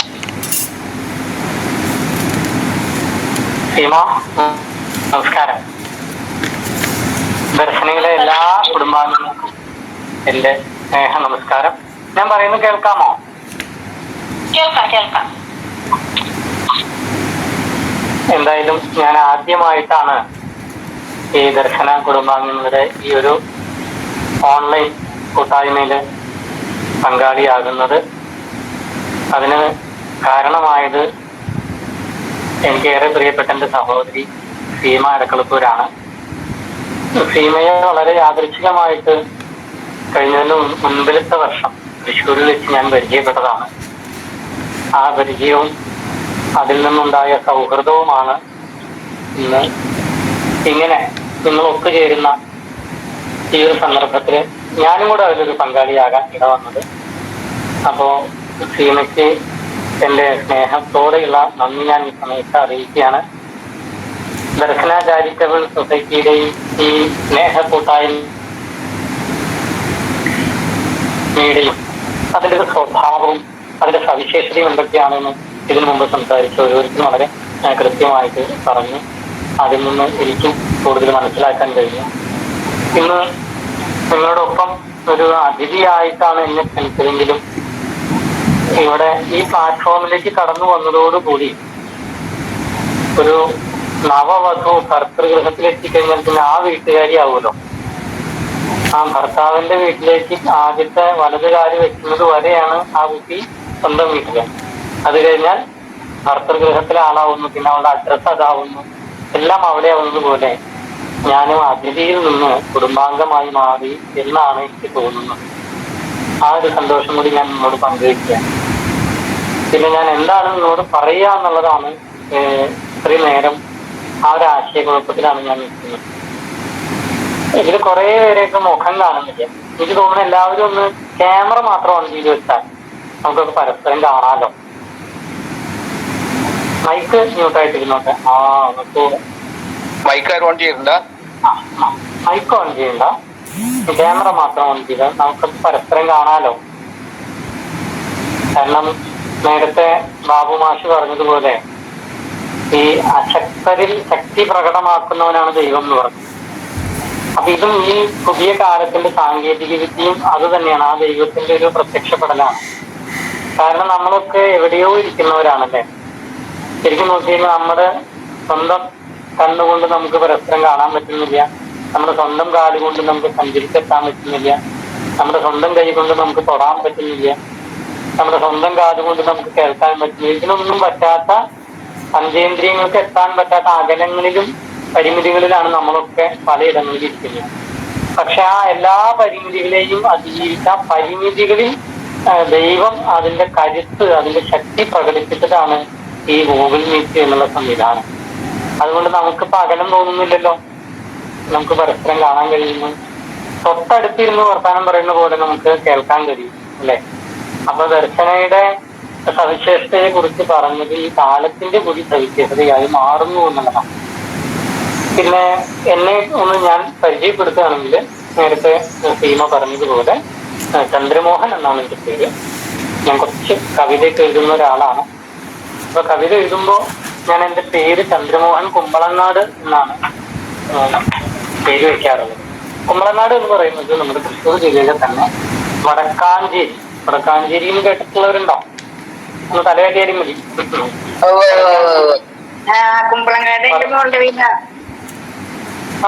ആരാ, എവിടെയാണ്?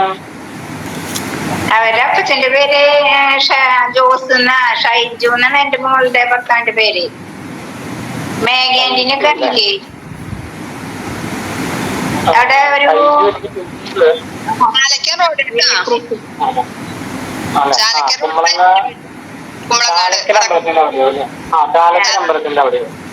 കമ്പനിയുടെ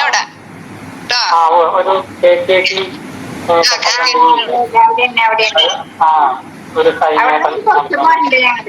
മേഘാന്റിന്റെ വീടിന്റെ അവിടെ നിന്ന് രണ്ടാമത്തെ വീട്. മനസ്സിലായി. ഞാൻ വരുന്നത് കുമ്പളങ്ങാടിന്റെ തെക്കേ ഭാഗമാണ്. അത് ഒരു കുറുമക്കാവ് ഭഗവതി ക്ഷേത്രം ഉണ്ട്, അതിന്റെ അടുത്താണ് എന്റെ വീട്. ക്ഷേത്രം കണ്ടുണ്ട്. അപ്പൊ ഇതാണ് എന്റെ പുസ്തകം. തണൽ തേടും മരം എന്നാണ് ഈ പുസ്തകത്തിന്റെ പേര്. ഞാനെന്തായാലും നിങ്ങളോട് ഒരു മോട്ടിവേഷൻ സ്പീച്ചും അല്ല നടത്തുന്നത്. കാരണം എന്താ വെച്ച് കഴിഞ്ഞാല്, ഞാൻ മനസ്സിലാക്കുന്നത് ഒരാൾക്കും മറ്റൊരാളെ വാക്കുകൾ കൊണ്ട് മോട്ടിവേറ്റ് ചെയ്യാൻ പറ്റില്ല എന്നുള്ളതാണ്. മോട്ടിവേഷൻ നമ്മുടെ അകത്ത് സംഭവിക്കുന്നതാണ്. അതായത് ഒരു ചെടി, അതിലൊരു മുട്ട്, ആ മുട്ട് ഇതള് വീഴുമ്പോൾ തനിയെ സുഗന്ധം വരുന്നത് പോലെയാണ് മോട്ടിവേഷൻ നമ്മുടെ ഉള്ളിലുണ്ടാവും. പക്ഷെ ആ ഉള്ളിലുള്ള മോട്ടിവേഷൻ പുറത്തു വരാൻ ചില കാരണങ്ങളായി മറ്റു ചിലരുടെ വാക്കുകളും ചിലരുടെ പ്രവൃത്തികളും നമ്മൾ വായിക്കുന്ന പുസ്തകങ്ങളും നമ്മൾ കേൾക്കുന്ന അനുഭവങ്ങളും ഒക്കെ അതിനൊരു കാരണമായി മാറുന്നു. അപ്പൊ അങ്ങനെയാണ് ഞാൻ അതിനെ വിശ്വസിക്കുന്നത്. അപ്പൊ ഞാൻ എന്റെ ഈ പുസ്തകത്തിന്റെ പേര് തന്നെ നോക്കൂ, തണൽ തേടും മരം എന്നാണ്. ഇതില് ശരിക്കും നമുക്കൊക്കെ അറിയാം, മരം എന്ന് പറയുന്നത് തണല് തരുന്നതാണ് അല്ലേ? ശരിയല്ലേ? തണല് തരുന്നതാണ്. അപ്പൊ തണല് തരുന്ന ഒരു മരം, തണല് തേടുന്ന ഒരു അവസ്ഥ എന്ന് പറയുന്നത് മനുഷ്യന്റെ ഒരു ജീവിതാവസ്ഥയല്ല. ആ മരത്തിനും ഒരു തണല് വേണം. അത് വെയിലിൽ നിന്നുള്ള തണലല്ല. അതിന് തണൽ എന്ന് പറഞ്ഞാൽ നമ്മൾ സംരക്ഷണം എന്നാണ് അർത്ഥം അല്ലേ? ആള് വീടിന്റെ തണലായിരുന്നു എന്ന് പറഞ്ഞ വീടിന്റെ മുകളിൽ കുറെ നിർത്തി നിൽക്കുന്ന ആളെന്നല്ലല്ലോ അർത്ഥം അല്ലെ? ആ വീട്ടിലെ എല്ലാവരെയും സംരക്ഷിക്കുന്ന ആള് എന്നാണ്. ഒരാള് വീടിന്റെ നെടുന്തൂണായിരുന്നു, വീടിന്റെ തണലായിരുന്നു എന്നൊക്കെ പറഞ്ഞാൽ അർത്ഥം. അപ്പോ അങ്ങനെ തണല് തേക്കുന്ന ആളുകൾക്ക് സ്വയം തണലില്ലാതാകുന്ന ചില ജന്മങ്ങളെയും ചില ജീവിതങ്ങളെയും നമുക്ക് കാണാം. ഇപ്പൊ ഉദാഹരണം പറയുകയാണെങ്കിൽ, വീടിന് വേണ്ടി ഒരുപാട് കഷ്ടപ്പെട്ട് ആയ കാലത്ത് അധ്വാനവും സമ്പത്തും ആരോഗ്യവും സമയവും ഒക്കെ മറ്റുള്ളവർക്ക് വേണ്ടി ചെലവാക്കി ഒടുവില് സ്വന്തം ചോരയും നീരും സമ്പത്തും കാലും ഒക്കെ വാർന്നുപോയി. ആരൊക്കെയാണോ ഉയർത്തി വളർത്തിയെടുത്തത് അവര് തിരിഞ്ഞു നോക്കാത്ത അവസ്ഥയില് ആ തണല് കൊടുത്തിരുന്ന മരം സ്വയം തണലില്ലാതെ വെയിലത്ത് വാടി നിൽക്കുന്നതായിട്ട് നമുക്ക് കുറെ ജീവിതങ്ങളെ കാണാം നമ്മുടെ ചുറ്റുപാട്, ഇല്ലേ? അപ്പൊ അത്തരം ജീവിതങ്ങളെ അടയാളപ്പെടുത്തിയ ഒരു കവിതയാണ് തണൽ തേടും മരം എന്നത്. അപ്പൊ അതിനൊരു ആമുഖമായിട്ട് 2 വരി കൊടുത്തത് തന്നെ, ആയ കാലത്ത് ആവോളം താങ്ങും തണലും കുളിരും ആർക്കെല്ലാം നൽകിയോ അവരിൽ നിന്ന് തന്നെ അവഗണനയും അവഹേളനവും അപവാദവും ഏറ്റ് ഇല കൊഴിഞ്ഞ് കൊമ്പുണങ്ങി വേര് തളർന്ന് ജീവിത വഴിയിൽ ഒറ്റപ്പെട്ടു പോയ വ്യക്തിത ജന്മങ്ങൾ. അങ്ങനെയുള്ള വ്യക്തിത ജന്മങ്ങൾക്കായാണ് ഈ കവിതയുടെ സമർപ്പണം. അപ്പൊ നേരത്തെ എനിക്ക് മുമ്പ് സംസാരിച്ച ബാബുമാഷ് അടക്കമുള്ളവർ പറഞ്ഞിട്ടുള്ളത് നമ്മുടെ പരിമിതികളിൽ നിന്ന് നമ്മൾ ശക്തി കണ്ടെത്തുന്നു എന്നുള്ള, അല്ലെങ്കിൽ നമ്മുടെ ദൈവത്തിന്റെ ശക്തി പ്രകടിപ്പിക്കുന്നതിന് വേണ്ടിയാണ് പരിമിതികൾ ഈ പ്രപഞ്ചത്തിൽ സൃഷ്ടിക്കപ്പെട്ടിരിക്കുന്നത് എന്ന് തിരിച്ചറിയുമ്പോൾ ആ തിരിച്ചറിവ് തന്നെയാണ് ഏറ്റവും വലിയ മോട്ടിവേഷൻ എന്ന് പറയുന്നത്. ഈ വല്ലിയിൽ നിന്നു ചെന്നേ പൂക്കൾ പോകുന്നിടാ പറന്നേ തെറ്റി.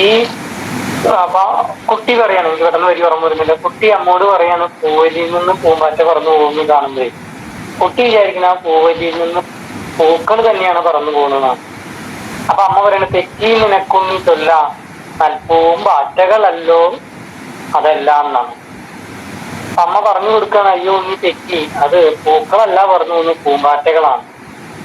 അപ്പൊ കുട്ടി വീണ്ടും അമ്മയോട് വേണം, അയ്യോ അവരൊക്കെ ചിറകടിച്ച് പറക്കുന്നു, എനിക്ക് പറക്കാൻ കഴിയുന്നില്ലല്ലോ എന്ന് വീണ്ടും തന്റെ പരിമിതി, ചിറകില്ലല്ലോ എന്നുള്ള പരിമിതി അമ്മയോട് കുട്ടി പരിഭവമായി പറയാണ്. അപ്പൊ അമ്മ പറയാണ്, ഉണ്ണി നീ ഇങ്ങോട്ട് നോക്കൂ, ഈ പൂത്തു നിൽക്കുന്ന പിച്ചക വല്ലി, അതിന് പിച്ച വെച്ച് നടക്കാൻ പറ്റുന്നുണ്ടോ? അത് നിൽക്കുന്ന സ്ഥലത്ത് തന്നെ നിൽക്കുകയാണ് അല്ലേ? നിനക്കോ പിച്ച വെച്ച് നടക്കാൻ പറ്റില്ല. അപ്പൊ പിച്ചക വല്ലിയേക്കാളും ദൈവം നിന്നെ അനുഗ്രഹിച്ചിട്ടുണ്ട്. അത് പിച്ചക വല്ലിക്ക് നിന്ന് ഇടത്ത് നിൽക്കാനേ പറ്റുന്നുള്ളൂ, നിനക്കോ പിച്ച വെച്ച് നടക്കാൻ കഴിയും. അപ്പോ ദൈവം നമുക്ക് തന്നിട്ടുള്ളതിൽ നമ്മൾ സംതൃപ്തരാവുകയും സന്തുഷ്ടരാവുകയും അഭിമാനമുള്ളവരാവുകയും ചെയ്യുക. നമുക്ക് കഴിയാത്തതിനെ കുറിച്ച് ഓർത്ത് നമ്മൾ ഒരിക്കലും മാഴുകരുത്, വേദനിക്കരുത് എന്ന് പറയുന്ന കുമാരനാശാന്റെ ഒരു കവിതയാണ്. അത് ഇത് നല്ലൊരു മോട്ടിവേഷൻ അല്ല. ഇത്തരം കവിതകള് നമുക്ക് തരുന്നത് നമുക്ക് നമ്മുടെ മികവുകളെ, നമ്മുടെ കുറവുകളെ കുറിച്ച് വിലപിക്കാതെ നമ്മുടെ മികവുകളെ കണ്ടെത്തി അതിൽ അഭിമാനിക്കാനും അതിൽ അഭിരമിക്കാനും അതിൽ ആനന്ദിക്കാനുമുള്ള ഒരു ഉൾക്കാഴ്ചയാണ് നമുക്ക് ഇത്തരത്തിലുള്ള കവികൾ പകർന്നു തന്നത്. അതുപോലെ തന്നെ മനോഹരമായിട്ടുള്ള ഇടശ്ശേരിയുടെ ഒരു കവിതാവലി, എനിക്കുരസമീന്നോന്നതമാം വഴിച്ചു തേരുരു പായിക്കാൻ അതേതിരുൾ പുഴിനേലുരുളട്ടെ വിടില്ല ഞാൻ ഈ രശ്മികളെ മടുപ്പനത്രേ കൊട്ടാരം അയത്ന സുലഭ സുധാകാരം ഇടയ്ക്കു കണ്ണീരുപ്പു പുരട്ടാതെന്തിനു ജീവിത പലഹാരം. അതായത് ഒരു പണിയും ചെയ്യാതെ അലസമായിരുന്ന് അനുഭവിക്കുന്ന സൗഭാഗ്യങ്ങള് സത്യത്തിലൊരു സുഖവും തരുന്നില്ല. മറിച്ച് കഷ്ടപ്പാടുകളും ദുരിതങ്ങളും കൂടെ ചേരുമ്പോഴാണ് ജീവിതത്തിന് ഒരു സുഖമുണ്ടാകുന്നത്.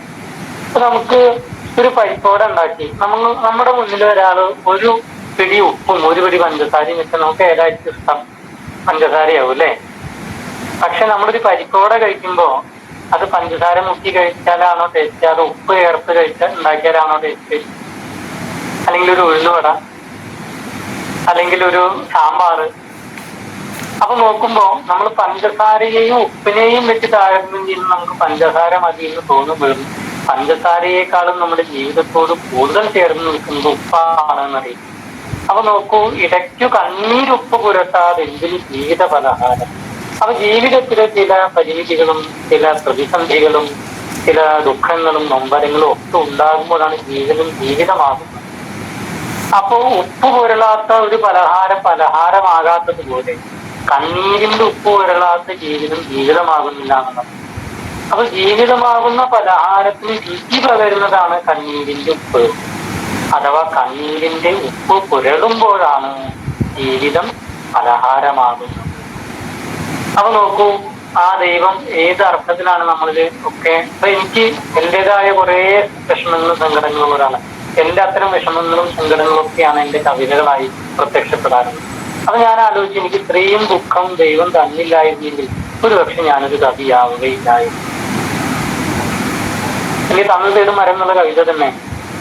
വേരു തളർന്നൊരു മരമീ ഞാൻ വേദനയേറ്റു പിടഞ്ഞിടുവേൻ, ആരു തരാനൊരു തണലെന്നറിയാതാരിലഞ്ഞേ നിൽപ്പൂ ഞാൻ, പാറ തുരന്നും പായിച്ചു ഞാൻ വേരുകൾ ദൂരെയാഴത്തിൽ, നീരു തുരക്കും പാതകൾ തേടി നീർമിഴിയോടെ മടങ്ങി ഞാൻ, അക്കണ്ണീരിനുപ്പു കടഞ്ഞിട്ടഞ്ഞിനു മധുരം നൽകി ഞാൻ, ആ മധുരക്കനിയുണ്ടോരിന്നോ കല്ലെറിയുന്നൻ ചില്ലകളിൽ, കോരിച്ചൊരിയും ദുരിതപ്പെരുമഴ നേരെ തലയിൽ താങ്ങി ഞാൻ, ചാരയണഞ്ഞോരാരായാലും നേരിൻ കുടയായി നിന്നു ഞാൻ, നേരറിയാൻ അറിവില്ലാത്തോരവർ പോരു പറഞ്ഞു നടക്കുമ്പോൾ, തീരാ നോവിൻ വേവും ചൂടിൽ വേരു തളർന്നേ നിൽപ്പൂ ഞാൻ, തീ വർഷിച്ചിടും ഈ വെയിലത്തും താനേ ചില്ല വിടർത്തി ഞാൻ, നൽത്തണലിൻ കുളിരേകിയിടുന്നൻ പുൽത്തിയാരും കാണാതെ, മുറിയും നെഞ്ചിൻ ബോഡിൽ പോലും അറയും കൂടും തേടുന്നു, രാഗി മിനുക്കിയ ചുണ്ടുകളാലെ രാവും പകലും കൊട്ടുന്നു, തീ വർഷിച്ചിടും ഈ വെയിലത്തും താനേ ചില്ല വിടർത്തി ഞാൻ, നൽത്തണലിൻ കുളിരേകിയിടുന്നൻ ഉൾത്തിയാരും കാണാതെ, അത്തണലിൻ കുളിരുണ്ടോരിന്ന് ചില്ലയറുത്തു മടങ്ങുമ്പോൾ, ആരു തരാനൊരു തണലെന്നറിയാതെ വഴിവക്കിൽ നിൽപ്പൂ ഞാൻ. ഇതാണ് തണൽ തേടും മരം എന്നുള്ള കവിത. അപ്പോൾ ഒരു മരം എങ്ങനെയാണ് മറ്റുള്ളവർക്ക് വേണ്ടി മണ്ണിന്റെ ആഴങ്ങളിലേക്ക് പാറകൾ പോലും തുരന്ന് ചെളിയിലൂടെ പോലും പോയി നീരും വളവും വലിച്ചെടുത്ത് കഠിനമായ ചൂട് വെച്ച് എന്താ പറയാ വലിയ മഴ കൊണ്ട് മഞ്ഞുകൊണ്ട് ഒക്കെ നിന്ന് അത് ഇതിനെയൊക്കെ വേണ്ട വിധത്തിൽ സംയോജിപ്പിച്ച് എന്താ പറയാ ഇല വിടർത്തി പൂവിടർത്തി കായുണ്ടാക്കി അത് പഴുപ്പിച്ച് അത് ആർക്കാണോ കൊടുത്തത് അവര് ആ മരത്തിനെ കല്ലെറിയുകയും ചെയ്യുന്നത് അല്ലെ. നമ്മൾ ഒരിക്കലും ഒരു മാവിൽ നിന്ന് മാങ്ങ കിട്ടി കഴിഞ്ഞാൽ മാവിന് നമ്മൾ ഒന്ന് തൊഴുകയോ അതിന്റെ കരക്കിലൊരു നുള്ളു പൂവിട്ട് അതിനെ ആരാധിക്കുകയോ ചെയ്യും. നമ്മളെന്താ ചെയ്ത് കല്ലിട്ട് അതിനെറിയും അല്ലെ. അതേ സ്ഥാനത്ത് മാങ്ങയില്ലാത്ത മാവാണെങ്കിൽ അതിനെ തിരിഞ്ഞു നോക്കൂല, അതിനെ ഉപദ്രവിക്കില്ല എന്നർത്ഥം. അപ്പൊ ഇപ്പോഴും ഈ സമൂഹത്തില് ഈ നന്മ ചെയ്യുന്ന ആളുകൾ എപ്പോഴും കാത്തിരിക്കുന്നത് സങ്കടങ്ങളും ദുരിതങ്ങളുമാണ് എന്നീ പ്രകൃതിയിലേക്കൊക്കെ നോക്കുമ്പോൾ നമുക്ക് കാണാം. അപ്പൊ എങ്കിലും നമുക്കൊരു തിരിച്ചറിവ് ഉണ്ടാവാണ്, ദൈവം നമ്മളെ സൃഷ്ടിച്ചിട്ടുള്ളത് ഇതൊക്കെയാണെങ്കിലും സമൂഹത്തിൽ നന്മ ചെയ്യാനാണ്. അപ്പൊ ഇതാണ് ഒരു യഥാർത്ഥ മോട്ടിവേഷൻ എന്നാണ് എനിക്ക് തോന്നുന്നത്. അതല്ലാതെ നമ്മൾ ഐസക് ന്യൂട്ടന്റെ കഥയോ അല്ലെങ്കിൽ ഐൻസ്റ്റീന്റെ കഥയോ പഠിച്ചിട്ട് അതിൽ നിന്ന് കിട്ടുന്ന മോട്ടിവേഷൻ കേവലം ഏതാനും മണിക്കൂറുകൾ മാത്രമേ നമ്മുടെ ഉള്ളിൽ നിൽക്കുകയുള്ളൂ. നമ്മൾ ഈ പ്രകൃതിയിൽ നിന്ന് നമ്മുടെ ചുറ്റുപാടുകളിൽ നിന്ന് സ്വയം ആർജിച്ചെടുക്കുന്ന മോട്ടിവേഷനാണ് നമ്മുടെ ജീവിതകാലം മുഴുവനും നമുക്ക് ആത്മബലം പകർന്ന് നിൽക്കുക. അപ്പോ ആത്മബലം പകരുന്ന തരത്തിലുള്ള മോട്ടിവേഷനാണ് നമുക്ക് വേണ്ടത് എന്നാണ് എനിക്ക് എപ്പോഴും തോന്നിയത്. പിന്നെ നിങ്ങളൊക്കെ തൊട്ടാവാടി ചെടീനെ ശ്രദ്ധിച്ചിട്ടില്ലേ? തൊട്ടാവാടി, ഞാൻ ഈ തൊട്ടാവാടിനെ ശ്രദ്ധിച്ചപ്പോ എനിക്ക് തോന്നിയിട്ടുള്ള ഒരു കാര്യം, നമ്മള് തൊട്ടാവാടിക്ക് അത്ര വലിയ പ്രാധാന്യം നമ്മൾ സാധാരണ കൊടുക്കാറില്ല അല്ലെ. നമ്മുടെ പൂന്തോട്ടത്തിൽ വലിയ ഇടമുള്ള ഒരു ചെടിയൊന്നുമല്ല തൊട്ടാവാടി. പക്ഷെ ഞാൻ കഴിഞ്ഞ ദിവസം എനിക്ക് തൊട്ടാവാടിയെ കുറിച്ച് ചിന്തിച്ചപ്പോ എന്റെ മനസ്സിൽ വന്നപ്പോൾ ഞാനൊരു ചെറിയൊരു കവിത എഴുതി. ആ കവിത നമ്മൾ നോക്കിയാൽ അറിയാം, നമ്മുടെ പൂന്തോട്ടത്തിൽ നമ്മൾ പല ചെടികളും നട്ട് നനച്ച് വളർത്തി ഗംഭീരാക്കി ഉണ്ടാക്കി. പക്ഷെ തൊട്ടാവാടിയും കൊണ്ട് നമ്മൾ അങ്ങനെ ഒന്നും ചെയ്തിട്ടുണ്ടാവണതല്ല, തന്നെ ഉണ്ടാവണം. പക്ഷെ ആ തൊട്ടാവാടി പോലും ഒരു പറമ്പ് നിറയെ ഇങ്ങനെ തൊട്ടാവാടി പൂക്ക് നിൽക്കുകയാണെങ്കിൽ ഒരു പാഴ്ത്തൊടി പോലും ഒരു പൂവാടിയായി മാറില്ലേ? ശ്രദ്ധിച്ചു നോക്കിയാൽ അറിയാം. എന്നാൽ ആ തൊട്ടാവാടി എങ്ങനെയാ? അത് പൂത്ത് നിൽക്കുന്നത് നല്ല ഭംഗിയാണ്. പക്ഷെ അത് നമ്മളിപ്പോ നമ്മുടെ മൃദുലമായൊരു കൊച്ചു കുഞ്ഞിന്റെ മൃദുലമായ വിരൽ കൊണ്ടൊന്ന് തൊട്ടാൽ പോലും അത് പിണങ്ങി ആടും. അപ്പൊ കവി പറയുന്നത് എന്താ വെച്ചാൽ, ആരുമേ നട്ടു നനച്ചു വളർത്താതെ താനീ മണ്ണിൽ പിറന്നു, ആരുമേ പാലിച്ചു പോരുവാനില്ലാതെ താനേ പുലർന്നു വരുന്നു. ആരും നട്ടു നനച്ച് പരിപാലിക്കാൻ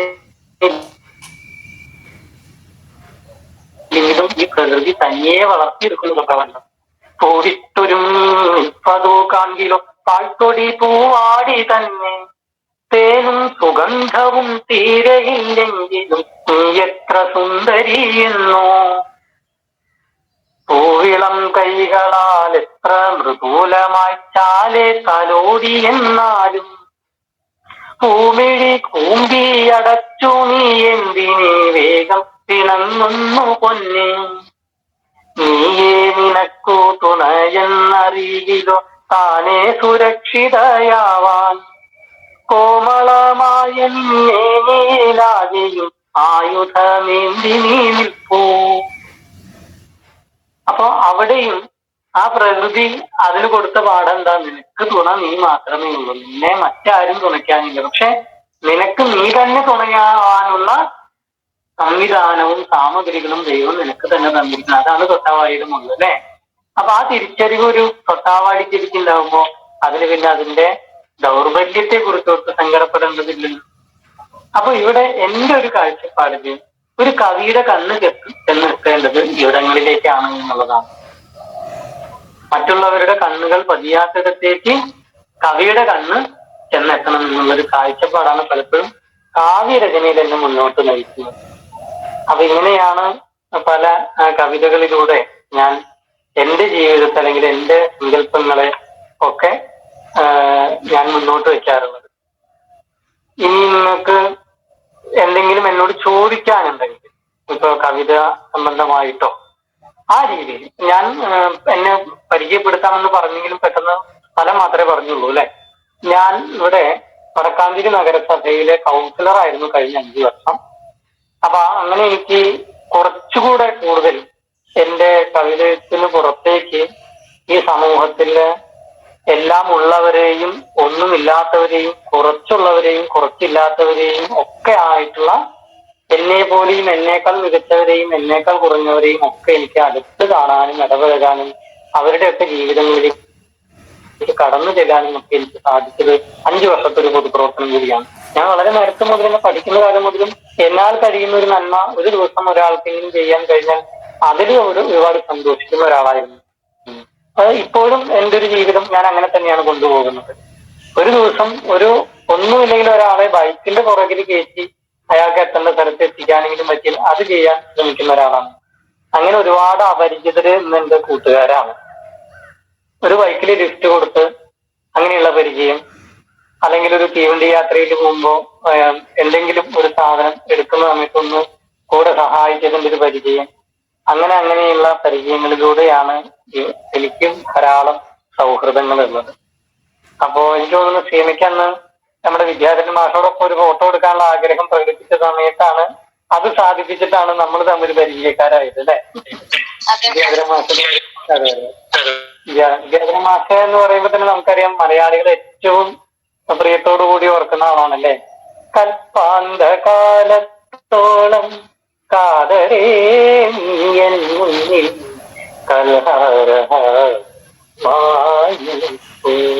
എന്നുള്ള ഒറ്റ പാട്ടുകൊണ്ട് മലയാളി മുഴുവൻ കീഴടക്കിയ ആളാണ്. ഇവിടെ ഞങ്ങളുടെ കുമ്പളങ്ങാട്, ഞങ്ങളുടെ നാടിന്റെ ഒരു പ്രത്യേകത എന്താ വെച്ച് കഴിഞ്ഞാല് ഒരു അമ്പലം, ഒരു പള്ളി, ഒരു സ്കൂളും ഒരു വായനശാലയൊക്കെ ചേർന്ന് എല്ലാവരും വളരെ സ്നേഹ സൗഹാർദ്ദത്തോടു കൂടി കഴിയുന്ന കാരണം ഇടയ്ക്ക് ചില സ്വാരസ്യങ്ങളും അസ്വസ്ഥതകളും ഒക്കെ രാഷ്ട്രീയത്തിന് മറ്റൊരു പേര് ഉണ്ടാവും ആയിരുന്നു എങ്കിലും അതിനൊക്കെ അതിജീവിച്ചു പോകാൻ എന്നെ പോലെയൊക്കെയുള്ള ഒരു പൊതുപ്രവർത്തനം സാധിച്ചിട്ടുള്ളത് ഈ കവിതയുടെ കാഴ്ചപ്പാട് കൊണ്ടാണ്. എന്റെ തട്ടകത്തെ ക്ഷേത്രം കുറുമക്കാവ്. ആ കുറുമക്കാവിലെ ക്ഷേത്രത്തിന് വേണ്ടിയിട്ടൊരു സ്തുതിഗീതം എഴുതി വെച്ചത് ഞാനാണ്. അതേപോലെ തന്നെ നിങ്ങളുടെ വിശുദ്ധ യൂദാ തദ്ദൈവൂസ് ദേവാലയം, പഴയ പള്ളികളൊക്കെ ഇപ്പൊ നിങ്ങൾക്കറിയാം, എല്ലാവർക്കും പഴയ പള്ളികളൊക്കെ പുത്തൻ ഒരു പുനർജീവനം നേടിക്കൊണ്ടിരിക്കുന്ന കാലല്ലേ. എല്ലായിടത്തും നല്ല അമ്പരചുംബികളായ ദേവാലയങ്ങളാണ്. അപ്പൊ ഞങ്ങളുടെ പള്ളിയും പുതുക്കി പണിത് അതിന്റെ വെഞ്ചരിപ്പിന് വേണ്ടിയിട്ട് അങ്ങനെ ഒരുങ്ങുന്ന സമയത്ത് യാദൃശ്യമായിട്ട് ഞാനൊരു ദിവസം പള്ളിയിൽ പോയതാണ്. അപ്പൊ പള്ളിയിൽ പോയപ്പോ ഞാൻ എന്റെ കവിത വന്ന വഴി കൂടെയാണ് നിങ്ങളോട് പറയുന്നത്. പള്ളിയിൽ പോയപ്പോ ജസ്റ്റ് ഇങ്ങനെ നോക്കി ഞാൻ ഒറ്റയ്ക്കുള്ളൂ. ഉള്ളിൽ നിന്ന് വലിയ ഹാളാണ്, അതിൽ ഓരോ രൂപങ്ങളും നോക്കി അപ്പൊ എനിക്കൊരു കാരണമില്ലാത്ത സങ്കടം എന്റെ മനസ്സിലേക്ക് ഇങ്ങനെ വരും. അത് ഞാൻ എന്റെ ബുദ്ധി കൊണ്ട് ആലോചിക്കുമ്പോൾ എനിക്ക് സങ്കടം വരുന്നത് യാതൊരു കാര്യമില്ല, പ്രത്യേകിച്ച് ഒരു പ്രശ്നമില്ലല്ലോ. അങ്ങനെ ബുദ്ധി കൊണ്ട് ആലോചിക്കുമ്പോഴും മനസ്സിന് അടക്കാൻ പറ്റാത്തൊരു സങ്കടം ഇങ്ങനെ തേങ്ങല് വന്നു തുടങ്ങി. ഓരോ രൂപം കണ്ട് വരുമ്പോ എനിക്ക് ആ വിങ്ങല് കൂടി ഞാൻ ഉറക്ക കരയുന്നത് ഘട്ടം വന്നത്. എനിക്ക് അവിടെ നിൽക്കാൻ പറ്റില്ല. ഞാൻ വേഗം പുറത്ത് വന്ന് ബൈക്ക് ഓടിച്ച് വീട്ടിലേക്ക് വന്ന് ആ ഇരുന്നിരിക്കുന്ന ഒരു പാട്ട് എഴുതി. എന്നിട്ട് ഞാൻ ആ പാട്ട് ഞങ്ങളുടെ പള്ളിയിലെ പല കാര്യങ്ങളുള്ളൊരു സണ്ണിയേട്ടനെ വിളിച്ച് ഞാനത് വായിച്ചു കൊടുത്തപ്പോ സണ്ണിയേട്ടൻ പറഞ്ഞു, ചന്ദ്രൻ വേഗം ഇത് വരൂ, നമുക്കിപ്പോ തന്നെ അച്ഛനെ കാണാന്ന് പറഞ്ഞു. ഒരു ബിജു പാണങ്ങാടെന്ന് പറഞ്ഞ അച്ഛനാണ്. ഞാൻ വേഗം ഇതും ബൈക്കെടുത്ത് അച്ഛൻ പാട്ടില് കാണിച്ചു കൊടുത്തപ്പോ അച്ഛൻ പറഞ്ഞു, ഇത് ഇന്ന് നടക്കുന്ന സാംസ്കാരിക സമ്മേളനത്തിൽ ചന്ദ്രമോഹൻ കൊല്ലാൻ പറ്റുമോ? ശരിയെന്നു. അപ്പൊ അങ്ങനെ പ്രഗത്ഭരായ ആളുകളെ ക്ഷണിച്ചിട്ടുള്ള വലിയ പള്ളി വെഞ്ചരിപ്പിന്റെ മഹാ സാംസ്കാരിക സമ്മേളനത്തിൽ ക്ഷണിക്കപ്പെടാത്ത ആളായിട്ട് ഞാൻ അവിടെ വരികയാണ്. അങ്ങനെ ഞാനാണ് ആ ഗാനം പാടിയത്. ആ ഗാനം ഞാൻ നിങ്ങളൊന്ന് കളിക്കാം. മാനവലോകത്തിൻ മോചകനാ നോവുകത്താനേ വരിച്ചവനെ കണ്ണുനി തോവിൻ കാലിന കരുതിന കൈകൂപ്പി നിൽക്കുന്നിതാ, നിന്നുന്നിൽ കൈകൂപ്പി നിൽക്കുന്നിതാ. കൂരിരുൾ മൂടുന്ന ജീവിതത്തിൽ തൂവെന്നിലാവായി നീയുദിക്കൂ, തീ കനൽ വീണൊരു പാതകളിൽ തൂമലർ നീവിടർത്തു, സ്നേഹത്തിൽ തൂമലർ നീവിടർത്തു. മാനവലോകത്തിൻ മോചകനാ നോവുകൾ താനേ വരിച്ചവനേ, ആരോരുമില്ലാത്തൊരേരകളെ ആരോമൽ മക്കളായി സ്വീകരിക്കൂ, ആരോരുമില്ലാത്തൊരേരകളെ ആരോമൽ മക്കളായി സ്വീകരിക്കൂ. ആരിലും പേയുമി കാരുണ്യമെന്നും എന്നിലും നീ ചൊരിയൂ, ആരിലും പേയുമി കാരുണ്യമെന്നും എന്നിലും നീ ചൊരിയൂ, എന്നെന്നും എന്നിലും നീ ചൊരിയൂ. മാനവലോകത്തിൻ മോചകനാ നോവുകൾ താനേ വരിച്ചവനെ കണ്ണുനീർ തൂവി കാലിന കരുതിന കൈകൂപ്പി നിൽക്കുന്നിതാ, നിന്നുന്നിൽ കൈകൂപ്പി നിൽക്കുന്നിതാ. വരുന്ന പാട്ട് പള്ളി വെഞ്ചരിപ്പിന് വേണ്ടിയിട്ട് എഴുതി ആലപിക്കാൻ പറ്റിയൊരു പാട്ടാണ്. അപ്പൊ ഇങ്ങനെയൊക്കെയാണ് എന്റെ ഒരു കാവ്യ വഴിയുടെ സഞ്ചാരം. പിന്നെ ഞാൻ നല്ലൊരു കൃഷ്ണഭക്തനാണ്. എന്റെ കൃഷ്ണനെ കണ്ടില്ലേ, നല്ലൊരു കൃഷ്ണഭക്തനാണ്. ഹൃദയാന്ധകാരത്തിൽ ഒളിചിങ്ങി നിൽക്കുന്ന മണിവിളക്കാണെന്റെ കണ്ണൻ, മുറിവേറ്റു കീഴുന്ന മനതാരിലൊഴുകുന്ന മധുര സംഗീതമിൻ കണ്ണൻ എന്ന് പറഞ്ഞ് ശ്രീകൃഷ്ണനെ കുറിച്ചും ഒരു കവിത എഴുതിയിട്ടുണ്ട്. അങ്ങനെ പല ഭക്തി ഗാനങ്ങളും ഭക്തി കവിതകളും പരിസ്ഥിതി കവിതകളും പ്രണയ കവിതകളും അമ്മ കവിതകളും അടങ്ങുന്ന വിവിധ വിഷയങ്ങളെ സംബന്ധിക്കുന്ന കവിതകളാണ് ഞാൻ എഴുതിയിട്ടുള്ളത്. അപ്പോ 427 ഗാനങ്ങൾ എഴുതിയിട്ടുണ്ട്, 300ഓളം കവിതകൾ എഴുതിയിട്ടുണ്ട്. തണൽ തേടും മരം എന്ന ഈ സമാഹാരത്തിൽ എനിക്ക് 7 അവാർഡുകൾ കിട്ടിയിട്ടുണ്ട്. ഇതിന്റെ ജീവനം എന്നുള്ളൊരു കവിത കഴിഞ്ഞൊരു 7 വർഷത്തോളമായിട്ട് ഭാരതീയ വിദ്യാനികേതന്റെ സിലബസില് 7ാം ക്ലാസ്സിൽ മലയാള പാഠപുസ്തകത്തിൽ പഠിക്കാനുണ്ട്. അപ്പൊ ഇങ്ങനെയൊക്കെയാണ് എൻ്റെ ഒരു കാവ്യസഞ്ചാരം. അപ്പൊ വളരെ സന്തോഷം. ഇനി നിങ്ങൾക്ക് ചുരുങ്ങിയ സമയം കൊണ്ട് എന്തെങ്കിലും എന്നോട് ചോദിക്കാനുണ്ടെങ്കിൽ ചോദിക്കാം. ഞാൻ അതിനെന്നാൽ കഴിയുന്ന വിധത്തിലുള്ള ഒരു മറുപടി പറയാം. ഞാൻ പറഞ്ഞതൊക്കെ എല്ലാവരും കേട്ടുവോ? എല്ലാവരും കേട്ടല്ലോ അല്ലെ? കേട്ടു നന്നായിണ്ട് കവിതകളൊക്കെ. പാട്ട് അടിപൊളി കേട്ടു, സൂപ്പറായി. സന്തോഷം. ഇന്നത്തെ സ്നേഹസംഗമം ഒരു കാവ്യസംഗമമാക്കിയതിന് ഒരുപാട് താങ്ക്സ്. അവിടുന്ന് എന്തോരം പോണം വീട്ടിലേക്ക്? എന്റെ വീടാ കുറുമക്കാവ് ക്ഷേത്രത്തിന്റെ അടുത്ത് തന്നെ ഒരു കനാൽപ്പുറത്തേക്ക് കയറണം. കുറെ ഉള്ളിലേക്ക് പോയിട്ടാണ്. അതെ, കനാലിന്റെ മുകളിലേക്ക് കയറണം. ഞാൻ ഇവിടെ കുറച്ച് ആൾക്കാരോട് ചോദിച്ചപ്പോ കണ്ടിട്ടുണ്ടെന്ന് പറഞ്ഞു, മെമ്പറൊക്കെ ആയിണ്ടെന്ന് പറഞ്ഞു. എന്നെ ഒരുവിധ ആളുകൾക്കൊക്കെ അറിയാം. മീറ്റിംഗിൽ കാണിച്ചു കൊടുത്തി, അപ്പൊ അവരൊക്കെ അറിയിച്ചു പറഞ്ഞു. ഓട്ടോറിക്ഷയൊക്കെ കൊണ്ടുവരും, ജയ്സനോട് ചോദിച്ചപ്പോ പറഞ്ഞു നന്നായിട്ട് അറിയുന്നു പറഞ്ഞു. ഞാൻ പൊതുവെ എല്ലാ ആളുകളുമായിട്ടും നല്ല സൗഹൃദമുള്ള ഒരാളാണ്.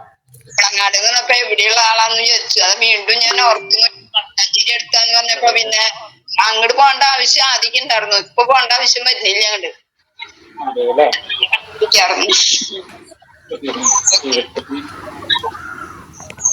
അപ്പൊ എല്ലാവരും സുഖമായിരിക്കണല്ലോ. ഓണൊക്കെ നന്നായി കഴിഞ്ഞില്ലേ? ഓണൊക്കെ തീർച്ചയായിട്ടും ഞാൻ ചോദിച്ചാൽ ഓണപ്പാട്ടിന്റെ വരിയാണ്. പൊന്നെന്ന വാക്കിന് പൊന്നിടും നിലവേറും കാലം വന്നണല്ലോ, പാരാകെ പൂവും കളിരുമണിഞ്ഞിടും പൊന്നിൻ തിരുവോണക്കാലം, പൊന്നിൻ തിരുവോണക്കാലം. അങ്ങനെ പറഞ്ഞിട്ട് പാട്ട് എഴുതിയിട്ടുണ്ട്. പാടാനൊക്കെ പറ്റും, കവിതയൊക്കെ ചെല്ലാൻ പറയാറുണ്ട്. ഓക്കെ, എന്തായാലും എല്ലാവർക്കും കൂടി ഇന്നത്തെ സംഗമത്തിൽ സമയം നിങ്ങളോടൊപ്പം പങ്കെടുക്കാൻ കഴിഞ്ഞതിൽ എനിക്ക് സന്തോഷം. ഇത്രയും നേരം നിങ്ങളോട് സംവദിക്കാൻ കഴിഞ്ഞതിലുള്ള സന്തോഷം അത് ഞാൻ എൻ്റെ പേരിലും എൻ്റെ കുടുംബാംഗങ്ങളുടെ പേരിലും എൻ്റെ നാട്ടുകാരുടെ പേരിലും ഒക്കെ ഞാൻ നിങ്ങൾക്ക് സമർപ്പിക്കുകയാണ്.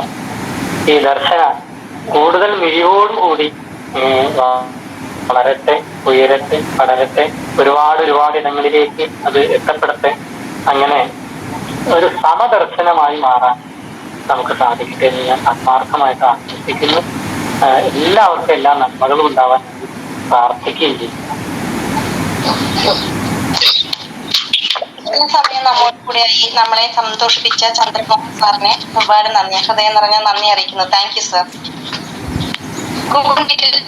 ഗൂഗിൾ മീറ്റ് വഴി സ്നേഹസംഗമത്തിന്റെ അധ്യക്ഷ പ്രസംഗത്തിന് നമ്മോട് കൂടെ ആയിരിക്കുന്ന ദർശന സർവീസ് സൊസൈറ്റി പ്രസിഡന്റും ദർശന ക്ലബ് ഡയറക്ടറുമായ reverend father Solomon Kadambattu Parambil CMIനെ സ്നേഹാദരങ്ങളോട് ക്ഷണിക്കുന്നു. വെൽക്കം ടു സ്ക്രീൻ അച്ഛ. നമസ്കാരം. ഞാൻ നമസ്കാരം. സ്തുതിയായിരിക്കട്ടെ. അപ്പൊ എല്ലാവർക്കും നമസ്കാരം. പ്രത്യേകിച്ച് ഇന്ന് സ്നേഹസംഗമത്തിലേക്ക് കടന്നു വന്ന വിശിഷ്ടാതിഥികൾക്കും, പ്രത്യേകിച്ച് ഞാൻ കുറച്ചു നേരമായിട്ട് ഇങ്ങനെ കവിതകളിലൂടെ കടന്നു പോവുകയായിരുന്നു മാഷ്. അപ്പൊ തീർച്ചയായിട്ടും ഭയങ്കര സന്തോഷം തോന്നി. നല്ല വോയിസ്, നല്ല കവിതകള്, അതൊക്കെ കേട്ട് ശരിക്കും പറഞ്ഞു കഴിഞ്ഞാൽ മതിമറന്നിരിക്കുന്ന ഒരു സമയം. അതും അവസാനത്തെ ഫ്ലൂട്ട് ഒക്കെ വായിച്ചു കേട്ടപ്പോൾ ഞങ്ങൾക്ക് കിട്ടിയൊരു വലിയ സമ്മാനമാണെന്ന് ഞങ്ങൾ മനസ്സിലാക്കുന്നു. അപ്പോൾ തീർച്ചയായിട്ടും വന്ന എല്ലാ വിശിഷ്ട വ്യക്തികൾക്കും, പ്രത്യേകിച്ച് എൻ്റെ സുഹൃത്തുക്കൾക്കും ഒരിക്കൽ കൂടി സ്വാഗതവും നന്ദി നേരുകയാണ്. അധ്യക്ഷ പ്രസംഗമാണ്, അവസാനമാണ് ഞാൻ എത്തിയെന്ന് മാത്രമേ ഉള്ളൂ. 1-2 കാര്യങ്ങൾ മാത്രമേ നിങ്ങളോട് ഞാൻ സൂചിപ്പിക്കുന്നുള്ളൂ. എന്തായിരുന്നാലും നിങ്ങൾക്ക് വലിയ ചിന്തകളും വലിയ മോട്ടിവേഷനും ഒക്കെ നിങ്ങൾക്ക് ഇവർ വഴിയായിട്ട് ലഭിച്ചു കഴിഞ്ഞു. അപ്പൊ അതുകൊണ്ട് അതിൽ നമുക്ക് സംതൃപ്തിപ്പെടാം. പുതിയൊരു മോട്ടിവേഷൻ ഒന്നും ഞാൻ തരാനായിട്ട് ആഗ്രഹിക്കുന്നില്ല, മറിച്ച് നിങ്ങൾക്കൊരു സന്തോഷ വാർത്ത നിങ്ങൾ അറിയിക്കുന്നു. ഇത് മാത്രമാണ്. കഴിഞ്ഞ ശനിയാഴ്ച ഓവറോൾ ചാമ്പ്യൻഷിപ്പ് നമുക്ക് ദർശനയുടെ മക്കൾക്ക് നേടാനായിട്ട് സാധിച്ചു. സ്വിമ്മിംഗ് ലെവലിൽ ഏകദേശം 23 പേരാണ് അതിൽ പങ്കെടുത്തത്. ദർശനയെ പ്രതിനിധീകരിച്ച് അല്ലെങ്കിൽ തൃശ്ശൂരിനെ പ്രതിനിധീകരിച്ച് 23 പേര് പങ്കെടുത്തു. ഏകദേശം 224 പോയിന്റോട് കൂടിയിട്ടാണ് ഓവറോൾ നമുക്ക് നേടാനായിട്ട് സാധിച്ചത്. സെക്കൻഡ് കിട്ടിയത് വെറും 51 പോയിന്റ് മാത്രമാണ്. കാരണം അതുപോലെ നമ്മൾ അധ്വാനിച്ചു. നമ്മുടെ കുട്ടികളൊക്കെ ആത്മാർത്ഥമായിട്ട് ദർശനയുടെ പേരും പറഞ്ഞ് തന്നെയാണ് അവര് വളരെ ആത്മാർത്ഥതയോട് കൂടിയിട്ട് അധ്വാനിക്കുകയും അവര് നേടിത്തരികയും ചെയ്തിരുന്നു.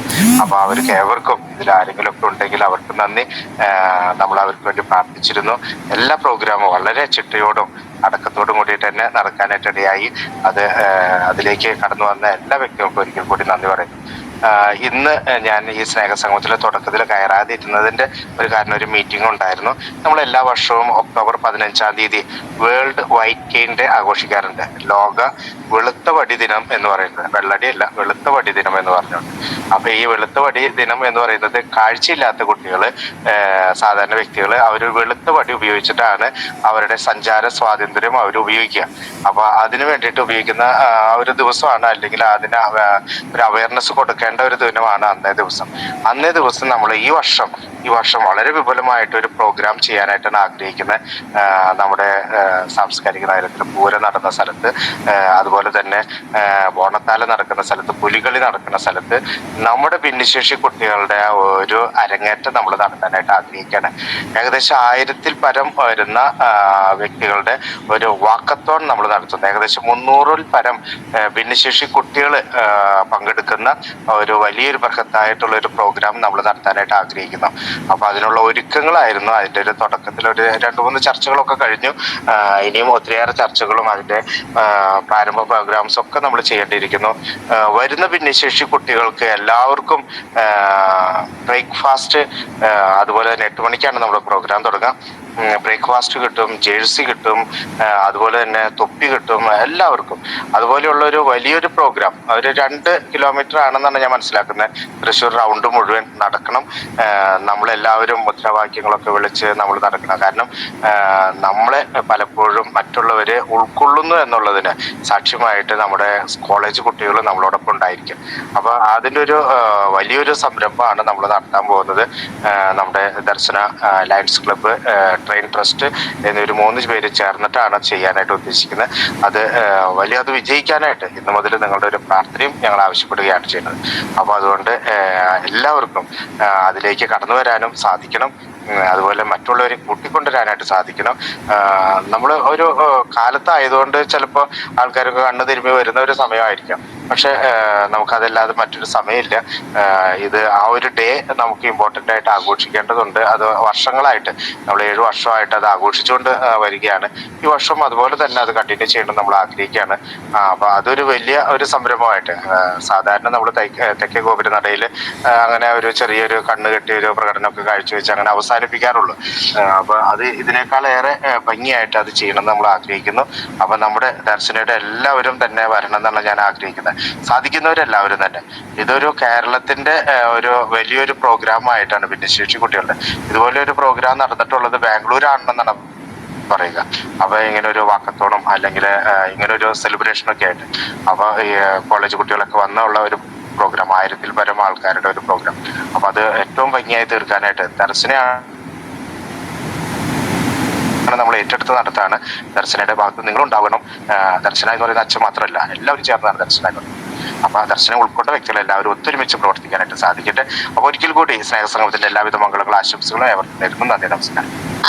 50 വയസ്സ് കഴിഞ്ഞ കുട്ടികൾക്ക് പങ്കെടുക്കാം. 50 വയസ്സെന്നുള്ളതില്ല, ഭിന്നശേഷിക്കാർക്ക്. 90 വയസ്സ് കഴിഞ്ഞ കുട്ടികൾക്കും പങ്കെടുക്കാം.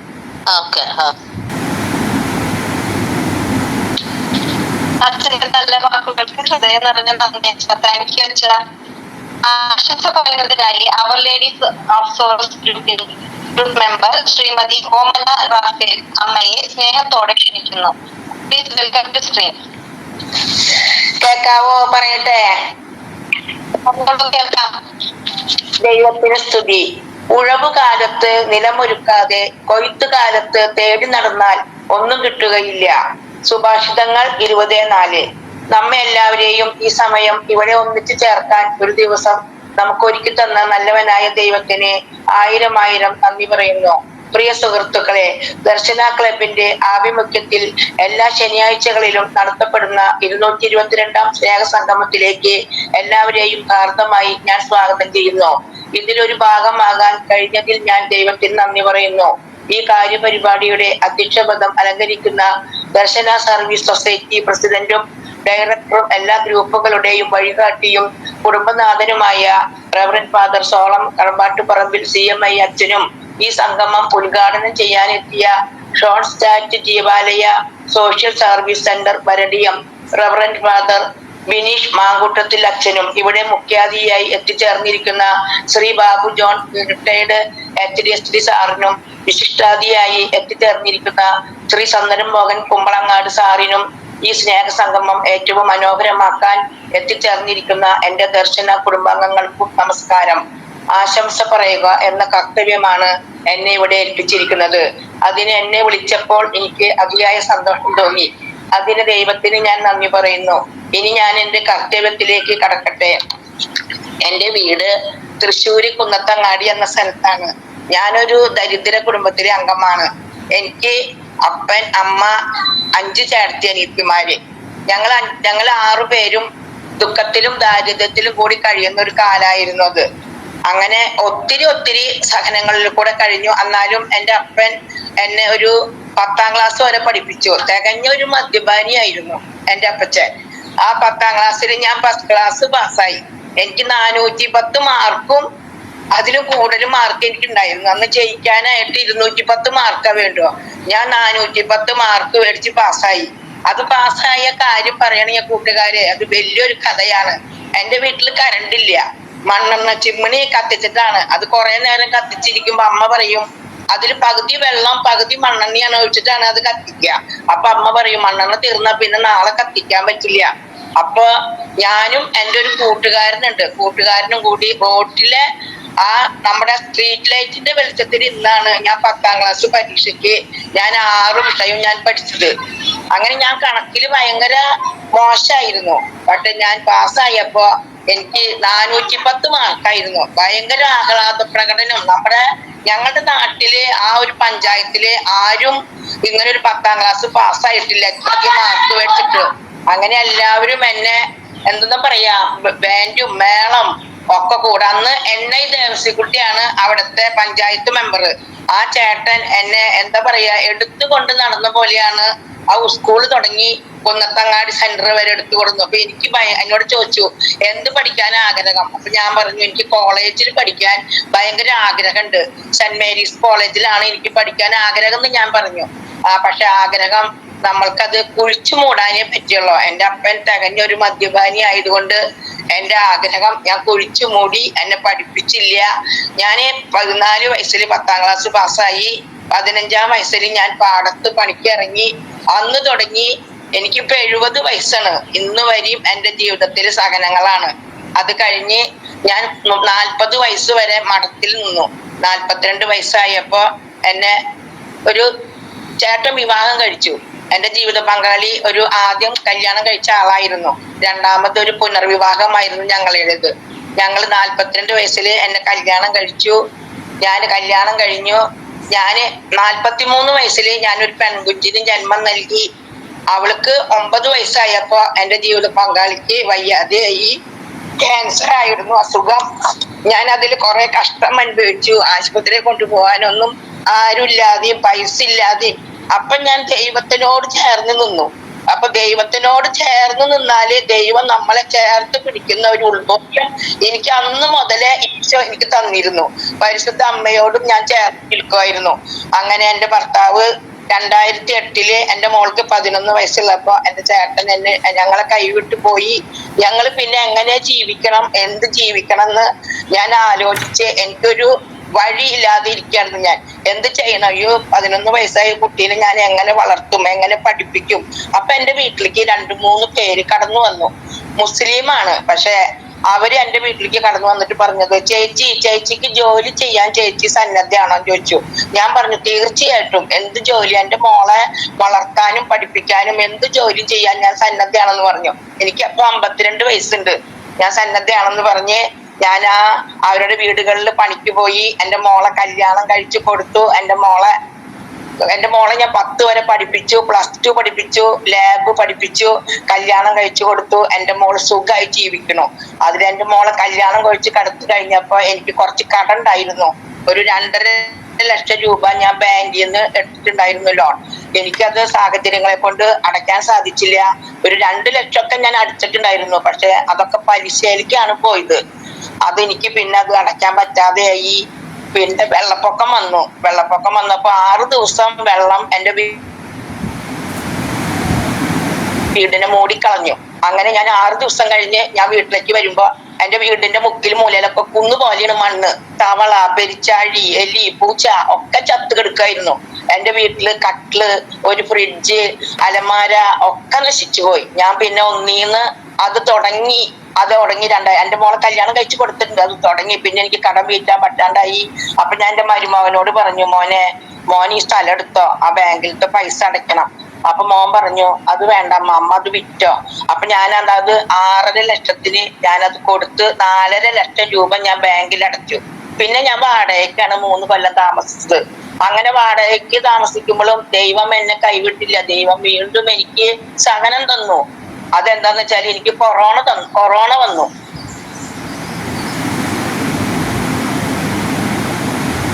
ഞാൻ ജീവിച്ചിരുന്നു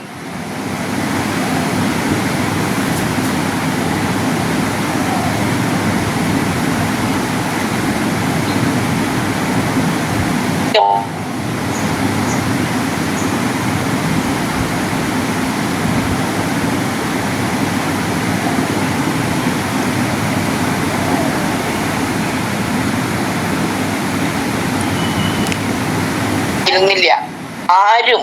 ഞാൻ കഷ്ടപ്പെട്ട് അങ്ങനെ ഒരു ദിവസം രാത്രി എനിക്ക് ഭയങ്കര ശ്വാസം കിട്ടാതെയായി. അപ്പൊ ഞാൻ ഈശോയോട് പ്രാർത്ഥിച്ചു, ഈശോയെ എനിക്ക് ആരും ഇല്ല കേട്ടാ, ഞാൻ മാത്രമേ ഉള്ളൂ. അങ്ങനെ ഞാൻ പ്രാർത്ഥിച്ച് ഇരിക്കുമ്പോ ആരോ ഒരാൾ വന്ന് വാതിൽ മുട്ടണു. ഓമനേച്ചി അതേ കുറച്ച് സാധനങ്ങൾ പാതിരക്കനിട്ടാ 12 മണിയാണ്. അപ്പൊ ഞാൻ പറഞ്ഞു, എനിക്ക് ഇങ്ങനെ വയ്യ, എനിക്കൊന്ന് ആസ്പത്രിയിൽ പോണം. അവര് വേഗം ഒരു ആംബുലൻസ് കൊണ്ടുവന്ന് എന്നെ ചാവക്കാട് ആസ്പത്രിയിൽ കൊണ്ടുപോയപ്പോ അവിടെ ചെന്നപ്പോ എന്നെക്കാളിലും വലിയ അസുഖമുള്ളവര് അവര്. അപ്പൊ അവിടുത്തെ ഒരു സിസ്റ്റർ എന്നെ അറിയണ്ട. അപ്പൊ അവരെന്നോട് പറഞ്ഞു, ഓമനേച്ചി എവിടെ നിക്കണ്ട, നാളെ ഓമനേച്ചി പോയിക്കോ, ഒരു ഇഞ്ചക്ഷൻ ചെയ്തിട്ട് പൊക്കോളാൻ പറഞ്ഞു. അങ്ങനെ ഒരു ഗ്ലൂക്കോസ് കയറ്റി പുലർച്ചെ 5:30 ഞാൻ തന്നെ വീണ്ടും ആ ആംബുലൻസിൽ ഇവിടെ വന്ന് പിന്നെ എൻ്റെ കൊറോണ ഞാൻ കർത്താവിന് സമർപ്പിച്ചു. എൻ്റെ കൊറോണനെ സമർപ്പിച്ച് കർത്താവ് എനിക്കതൊരു 7 ദിവസത്തിനുള്ളത് മാറ്റി തന്നു. പിന്നെ എൻ്റെ വീട്, ആ വാടക വീട് ഒഴിഞ്ഞ് ഞാൻ വീണ്ടും എൻ്റെ മോളുടെ അടുത്തേക്ക് വന്നു. ഇപ്പൊ ഞാന് സുഖമായിട്ട് ജീവിക്കണു. പക്ഷെ സഹനങ്ങള് എന്നിൽ നിന്ന് വിട്ടുമാറുന്നില്ല. അപ്പൊ ഞാനിപ്പോ തിരുവചനം എഴുതുന്നുണ്ട്. ആ വചനം എഴുതുമ്പോൾ ഈശോ പഠിപ്പിച്ച എന്നെ കുറെ ഉത്ബോധ്യങ്ങളുണ്ട്. ആ ഉത്ബോധ്യങ്ങള് ഞാൻ നിങ്ങളുമായിട്ട് പങ്കുവെക്കാൻ ഞാൻ ആഗ്രഹിക്കുന്നു. ഈശോ പറഞ്ഞ കാര്യങ്ങളാണ് എന്നോട്. സഹനങ്ങള് നിന്നെ വിശുദ്ധീകരിക്കും, സഹനങ്ങൾ നിന്നെ പരിശുദ്ധരാക്കും, സഹനങ്ങള് നിങ്ങളെ പൂർണ്ണതയിലേക്ക് നയിക്കുന്നു. പിന്നെ കർത്താവ് എന്നോട് പറഞ്ഞൊരു കാര്യമുണ്ട്, സഹനം നമ്മുടെ ആത്മാവിന്റെ വളർച്ചയ്ക്ക് സഹായിക്കുന്ന ഒരു ഇന്ധനമാണെന്ന്. അത് മക്കളെ നമ്മളെപ്പോഴും, നമ്മൾ ഭിന്നശേഷിക്കാരായി മക്കളെപ്പോഴും അത് കരുതണം. നമ്മുടെ വളർച്ചേനെ സഹായിക്കുന്ന ഒരു ഇന്ധനമാണ്. നമ്മൾ വണ്ടിയിലും ബസ്സിലും കാറിലൊക്കെ നമ്മള് പെട്രോൾ അടിച്ചാലല്ലേ ആ വണ്ടി നീങ്ങുള്ളൂ. അതേപോലെ നമ്മളുടെ സഹനങ്ങൾക്ക് നമ്മുടെ ആത്മാവിലേക്ക് നമ്മൾ സഹനങ്ങളും കൊണ്ട് നമ്മുടെ ആത്മാവിലേക്ക് നമ്മൾ നിത്യജീവനിലേക്ക് നമ്മൾ പ്രവേശിക്കണമെങ്കിൽ നമ്മൾക്ക് സഹനമാകുന്ന ഇന്ധനം നമുക്ക് ആവശ്യമാണ്. ഞാൻ ഭിന്നശേഷിക്കാര് മക്കളെ ഈ ഗ്രൂപ്പിൽ വന്നപ്പോ കണ്ടു തുടങ്ങിയതല്ല. ഞാൻ പുനർജീവന ആശ്രമത്തിൽ ഞാൻ 7 കൊല്ലമായി ഞാൻ പോയി തുടങ്ങിയിട്ട്. അപ്പൊ തുടങ്ങി ഞാൻ ഈ മക്കളെ കണ്ടു തുടങ്ങി. പക്ഷെ അവരിൽ ഞാനൊരു കുറവും കണ്ടില്ല. നമ്മളെ പോലെ 2 കൈയും 2 കാലും ഉള്ള ആൾക്കാരിലാണ് ഞാൻ ഈ കുറവുകൾ കണ്ടത്. എന്താന്ന് വെച്ചാല് അവരുടെ മുഖത്ത് എപ്പോഴും സന്തോഷ. നമ്മളെങ്ങനെയാ എപ്പോഴും പരാതിയാണ്, എനിക്കത് കിട്ടിയില്ല, എനിക്കിത് കിട്ടിയില്ല, എനിക്ക് ദൈവം അത് തന്നില്ല, അവൾക്ക് അത് കൊടുത്തു, സ്വത്ത് കൊടുത്തു. പക്ഷെ അവർക്കൊരു പരാതി ഇല്ല. അവർക്ക് എന്ത് സന്തോഷാന്നറിയോ? ഞാൻ അവരെ കണ്ടിട്ടാണ് ഞാൻ ഇത്രയ്ക്കും ഞാൻ ആത്മീയതയിലേക്ക് വന്നത്. എനിക്ക് അവരെ കാണാണ്ട് ഒരു ദിവസം പോലും എനിക്ക് ഇരിക്കാൻ പറ്റില്ല. പുനർജീവനിലേക്ക് പ്രാർത്ഥനയ്ക്ക് വിളിച്ചില്ലെങ്കിൽ ഞാൻ എപ്പോഴും സങ്കടപ്പെടും. പക്ഷെ ഒന്ന് പ്രാർത്ഥനയ്ക്ക് വിളിച്ചില്ലല്ലോന്ന്. പക്ഷെ എനിക്ക് അവരെ കാണണം, എനിക്ക് അവരുമായിട്ട് പങ്കുവെക്കണം. അവരോടൊക്കെ നമ്മൾ വർത്താനം പറയുമ്പില്ലേ, ഒന്നുമല്ല. ഞാൻ ചില സഹോദരിമാര്, ചില മക്കള് എന്നെ വിളിച്ച് വർത്താനം പറയും. അമ്മാന്നാണ് അവരെന്നെ വിളിക്കുക. അമ്മാന്ന് വിളിക്കുന്നത് കേൾക്കുമ്പോ തന്നില്ലേ നമ്മുടെ സഹനങ്ങളൊക്കെ അലിഞ്ഞില്ലാതെ ആവണം. അപ്പൊ എന്റെ സഹനങ്ങളൊക്കെ ഞാൻ ചേർത്ത് വെച്ച് ഈശോയുടെ കുരിശിന്റെ കീഴിൽ ചേർത്ത് വെച്ച് മറ്റുള്ളവരുടെ സഹനങ്ങളെ ചേർത്ത് വെച്ച് പ്രാർത്ഥിക്കുമ്പോ എന്റെ സഹനങ്ങളൊക്കെ എനിക്ക് അനുഗ്രഹമാക്കി മാറ്റി കർത്താവ് എനിക്ക് തരണം. അപ്പൊ എനിക്ക് പറയാനുള്ള ഒരു കാര്യം, സഹനങ്ങൾ വരുമ്പോ നിങ്ങൾ വിഷമിക്കണ്ട, അത് അനുഗ്രഹങ്ങളാക്കി മാറ്റി തരും. നമ്മൾ പ്രാർത്ഥിക്കുക, ഈശോയോടും പരിശുദ്ധ അമ്മോടും നമ്മൾ ചേർന്ന് നിൽക്കുക. എനിക്ക് ഈ ആശംസ പറയാൻ തന്നെ എനിക്കറിയില്ല. എന്നെ ലീന വിളിച്ചപ്പോ ഞാൻ എന്തിട്ട് പറയാ മോളെ എന്ന് പറഞ്ഞു. ഓമൻ ചേച്ചിക്ക് എന്താ പറയണെങ്കിൽ പറഞ്ഞോളാൻ പറഞ്ഞു. അപ്പൊ ഇത് എനിക്കൊരു പങ്ക് വെക്കണം എന്നൊരു ആഗ്രഹം ഉണ്ടായിരുന്നു. പിന്നെ എനിക്ക് ഈ ദർശന ഗ്രൂപ്പിൽ 12 വയസ്സുള്ളപ്പോ ഞാൻ 6ാം ക്ലാസ്സിൽ പഠിക്കുമ്പോ ഒരു ആനിവേഴ്സറി വന്നു, യൂത്ത് ഫെസ്റ്റിവൽ പോലെ, ഈ കലോത്സവം പോലെ. അത് കൊണ്ടുപോകുന്നു ഡാൻസിന്. അങ്ങനെ ആ ഡാൻസിൽ പങ്കെടുക്കാൻ ഡാൻസ് ഒക്കെ പഠിച്ചു, എല്ലാ കാര്യങ്ങളും ചെയ്തു. എന്റെ വീട്ടില് അപ്പനോട് പറഞ്ഞപ്പോ ഡ്രസ് എടുക്കാൻ പൈസ തരില്ല, മേക്കപ്പിന് പൈസ തരില്ല എന്ന് പറഞ്ഞപ്പോ എനിക്ക് വിഷമമായി. എന്നാലും എന്നെ പഠിപ്പിക്കുന്ന ഒരു ടീച്ചർ പറഞ്ഞു, ഓമന വിഷമിക്കണ്ട, ഓമനക്കുള്ള പൈസ ഞാൻ തരാം, ഓമന ഡാൻസിന് പൊക്കോളാൻ പറഞ്ഞു. അങ്ങനെ ഡാൻസിന് പോവാൻ ഒരു 3-4 ദിവസമുള്ളപ്പോ എനിക്ക് ഏറ്റവും സങ്കടമുള്ള ഒരു കാര്യമാണ് അത്. 3-4 ദിവസമുള്ളപ്പോ ഒരു പണക്കാരി കുട്ടിയുടെ അമ്മ വന്നിട്ട് പറഞ്ഞു എന്റെ മോളെന്നെ ഡാൻസിന് ചേർക്കണമെന്ന്. അപ്പൊ ആ കുട്ടിയുടെ എന്റെ സ്ഥാനത്തേക്ക് അവരാ കുട്ടീനെ ചേർത്തി, അവരെന്നെ അതിൽ നിന്ന് ഒഴിവാക്കി. അപ്പൊ എനിക്ക് ഭയങ്കര സങ്കടമായി. ദൈവമേ, ഞാൻ പഠിച്ചിട്ട് ഞാൻ പാവപ്പെട്ടതാണ്, ഭംഗിയില്ലാത്തതാണെന്ന് പറഞ്ഞ് എന്നെ ഒഴിവാക്കിയില്ലേ. അന്ന് മുതൽ ഞാനിങ്ങനെ പരിശ്രമിക്കും എവിടെയെങ്കിലും. പക്ഷെ എനിക്ക് ദർശനയിൽ വന്നപ്പോഴാണ് എനിക്കൊരു വേദി കിട്ടിയത്. അതിനെനിക്ക് 52 വർഷം വേണ്ടി വന്നു. എനിക്കിപ്പോ 70 വയസ്സായി. 52 വർഷം വേണ്ടി വന്നു എനിക്ക് അത് വരാനായിട്ട്. കഴിഞ്ഞ കൊല്ലം ദർശനയുടെ വാർഷികത്തില് കൊരട്ടിയിൽ വെച്ചിട്ട് ആ സ്റ്റേജിമേ വഞ്ചിക്കളി എന്നൊരു പ്രോഗ്രാം, വഞ്ചിപ്പാട്ട് അവതരിപ്പിച്ചപ്പോ ഞാൻ സമ്മാനം കയ്യടി ഒന്നുമല്ല ഞാൻ ആഗ്രഹിച്ചത്. മറ്റുള്ളവരുടെ മുമ്പില് എനിക്ക് എന്റെ ഒരു പെർഫോമൻസ് കാഴ്ചവെക്കാൻ സാധിച്ചല്ലോ എന്ന് ഞാൻ പറഞ്ഞിട്ട് ഈശോയോട് ഞാൻ നന്ദി പറഞ്ഞു. അപ്പൊ നമ്മുടെ കുറവുകൾ നമ്മൾ കണക്കാക്കാതെ മക്കളെ, നമ്മുടെ കുറവുകളെ നികന്നതാക്കി നമ്മൾ മാറ്റിയിട്ട് നമ്മൾ പ്രാർത്ഥിക്കുക. അപ്പൊ എന്നെ എത്ര നേരം വരെ കേട്ടിരുന്ന എല്ലാവർക്കും നന്ദി. ഇനി ദർശനയുടെ എല്ലാ കാര്യങ്ങൾക്കും എല്ലാ ഉന്നമനങ്ങൾക്കും ഞാൻ പ്രാർത്ഥിക്കും. ദർശന ഇനിയും പൂർവാധിക ശക്തിയോടെ ഉയരത്തിലെത്തണമെന്ന് പ്രാർത്ഥിച്ചുകൊണ്ട് ദർശന കുടുംബാംഗങ്ങൾക്കും സോളമനത്തിനും ഇവിടെ വന്ന മുഖ്യാതിഥികൾക്കും എല്ലാവർക്കും ആശംസകൾ നേർന്നുകൊണ്ട് ഞാൻ നിർത്തുന്നു. നമസ്കാരം. അറിയിച്ച ഓമന റാഫേൽ അമ്മയ്ക്ക് സ്നേഹത്തോടെ നന്ദി അറിയിക്കുന്നു. താങ്ക് യു അമ്മ. അവസാനമായി സ്നേഹസംഗമത്തിന്റെ ഗൂഗിൾ മീറ്റിൽ ആയിരിക്കുന്ന എല്ലാവരോടും നന്ദി പറയുവാൻ കുമാരി സിൻഡിൽ സെബാസ്റ്റ്യനെ സ്നേഹത്തോടെ ഞാൻ ക്ഷണിക്കുന്നു. Please welcome to screen.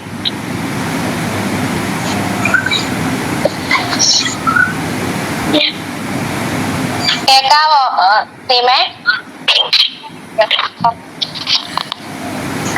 Darshana service സൊസൈറ്റിയുടെ ആഭിമുഖ്യത്തിൽ എല്ലാ ശനിയാഴ്ചയും നടക്കുന്ന സ്നേഹസംഗമത്തിന്റെ 222ാമത് സ്നേഹസംഗമത്തിൽ പങ്കെടുത്ത എല്ലാ വിശിഷ്ട വ്യക്തികൾക്കും എല്ലാ ഗ്രൂപ്പ് അംഗങ്ങൾക്കും നന്ദി അർപ്പിക്കുക എന്ന കർത്തവ്യത്തിലേക്ക് ഞാൻ കടക്കുകയാണ്. ആദ്യമായി അധ്യക്ഷ പദവി അലങ്കരിച്ച ദർശന സർവീസ് സൊസൈറ്റി പ്രസിഡന്റും ദർശന ക്ലബ് ഡയറക്ടറുമായ റെവറൻ ഫാദർ സോളമൻ കളമ്പാട്ടുപറമ്പിൽ CMI അച്ഛനെ ഏറ്റവും സ്നേഹത്തോടെ നമ്മുടെ ഓരോരുത്തരുടെയും പേരിൽ നന്ദി അറിയിക്കുന്നു. ഉദ്ഘാടനം ചെയ്യാനെത്തിയ ഷേൻസ്റ്റാറ്റ് ജീവാലയ സോഷ്യൽ സർവീസ് സെന്റർ വരയിടം അച്ഛൻ റെവറൻ ഫാദർ ബിനീഷ് മാങ്കൂട്ടത്തിൽ അച്ഛനെ ഏറ്റവും സ്നേഹത്തോടെ നന്ദി അറിയിക്കുന്നു. മുഖ്യ അതിഥിയായി എത്തിയത് ശ്രീ ബാബു ജോൺ പി ആണ്. റിട്ടയർഡ് ഫിസിക്കൽ സയൻസ് ഡിപ്പാർട്ട്മെന്റിലായിരുന്നു. Deepthi HSS Thalur Thrissur NSS team coordinator, physical മുൻ സംസ്ഥാന റിസോഴ്സ് പേഴ്സണൽ ഒക്കെ ആയിരുന്നു. പലതവണ CMI school achievement DCEA award ലഭിച്ചിട്ടുണ്ട്. സാറിന് ഏറ്റവും സ്നേഹത്തോടെ നന്ദി അറിയിക്കുന്നു. വിശിഷ്ട അതിഥിയായി എത്തിയത് കവിതാരംഗത്ത് നിരവധി പുരസ്കാരങ്ങൾ ലഭിച്ചിട്ടുള്ള സാർ വിവിധ സാമൂഹിക സാംസ്കാരിക സംഘടനകൾ എന്നിവയുമായി ബന്ധപ്പെട്ട് പൊതുരംഗത്ത് പ്രവർത്തിക്കുന്ന ശ്രീ ചന്ദ്രമോഹൻ കുമ്പളങ്ങാട് സാറാണ്. സാറ് നമുക്ക് ഒത്തിരി കവിതകൾ ചൊല്ലിത്തരികയും ഓട്ടക്കുഴല് വായിച്ച് നമ്മളെ സന്തോഷിപ്പിക്കുകയൊക്കെ ചെയ്തു. സാറിനെ ഏറ്റവും സ്നേഹത്തോടെ ദർശന ക്ലബിന്റെ പേരിൽ നന്ദി അറിയിക്കുന്നു. ആശംസ പറഞ്ഞത് അവർ ലേഡി ഓഫ് സോറസ് ഗ്രൂപ്പിലെ ശ്രീമതി ഓമന റാഫേൽ ആയിരുന്നു. മാഡത്തിനും ഏറ്റവും സ്നേഹത്തോടെ നന്ദി അറിയിക്കുന്നു. ഈ ആഴ്ച സ്നേഹസംഗമം അറേഞ്ച് ചെയ്തത് അവർ ലേഡി ഓഫ് സോറസ് സെക്കൻഡ് ഗ്രൂപ്പാണ്. ഗ്രൂപ്പിലെ എല്ലാ അംഗങ്ങൾക്കും നന്ദി അറിയിക്കുന്നു. ഇന്നത്തെ സ്നേഹസംഗമം വളരെ ഭംഗിയായി അവതരണം ചെയ്ത കുമാരി സീമ എൻ തോമസിനെ ഏറ്റവും സ്നേഹത്തോടെ നന്ദി അറിയിക്കുന്നു. സ്വാഗതം ആശംസിച്ചത് ദർശന ക്ലബ് PRO ശ്രീ പിയൂസ് കോട്ടപ്പുറം സാറാണ്. സാറിനെ ഏറ്റവും സ്നേഹത്തോടെ നന്ദി അറിയിക്കുന്നു. പ്രാർത്ഥന ഗാനം ആലപിച്ചത് ശ്രീമതി സിന്ധു ജോയിയാണ്. മാഡത്തിനും ഏറ്റവും സ്നേഹത്തോടെ നന്ദി അറിയിക്കുന്നു. റിപ്പോർട്ട് വായിച്ചത് ശ്രീ ജോസ് കോരട്ടിയാണ്. ജോസിനും ഏറ്റവും സ്നേഹത്തോടെ നന്ദി അറിയിക്കുന്നു. ദർശന സർവീസ് സൊസൈറ്റി ദർശന ക്ലബ് പ്രസിഡന്റ് ശ്രീ സാജു ജോണിന് നന്ദി അറിയിക്കുന്നു. ദർശന ക്ലബ് സെക്രട്ടറി ശ്രീമതി പ്രിൻസി പുളിക്കലിനും ഏറ്റവും സ്നേഹത്തോടെ നന്ദി അറിയിക്കുന്നു. ഇന്നത്തെ സ്നേഹസംഗമത്തിൽ എത്തിച്ചേർന്ന എല്ലാ വിശിഷ്ട വ്യക്തികൾക്കും ഗ്രൂപ്പ് അംഗങ്ങൾക്കും ഒരിക്കൽ കൂടി നന്ദി അറിയിച്ചുകൊണ്ട് എന്റെ വാക്കുകൾ നിർത്തുന്നു. നമ്മളോട് അറിയിച്ച സിമിൽ സെബാസ്റ്റിന് എന്റെ ഹൃദയം നിറഞ്ഞ നന്ദി അറിയിക്കുന്നു. Thank you സിമിലെ.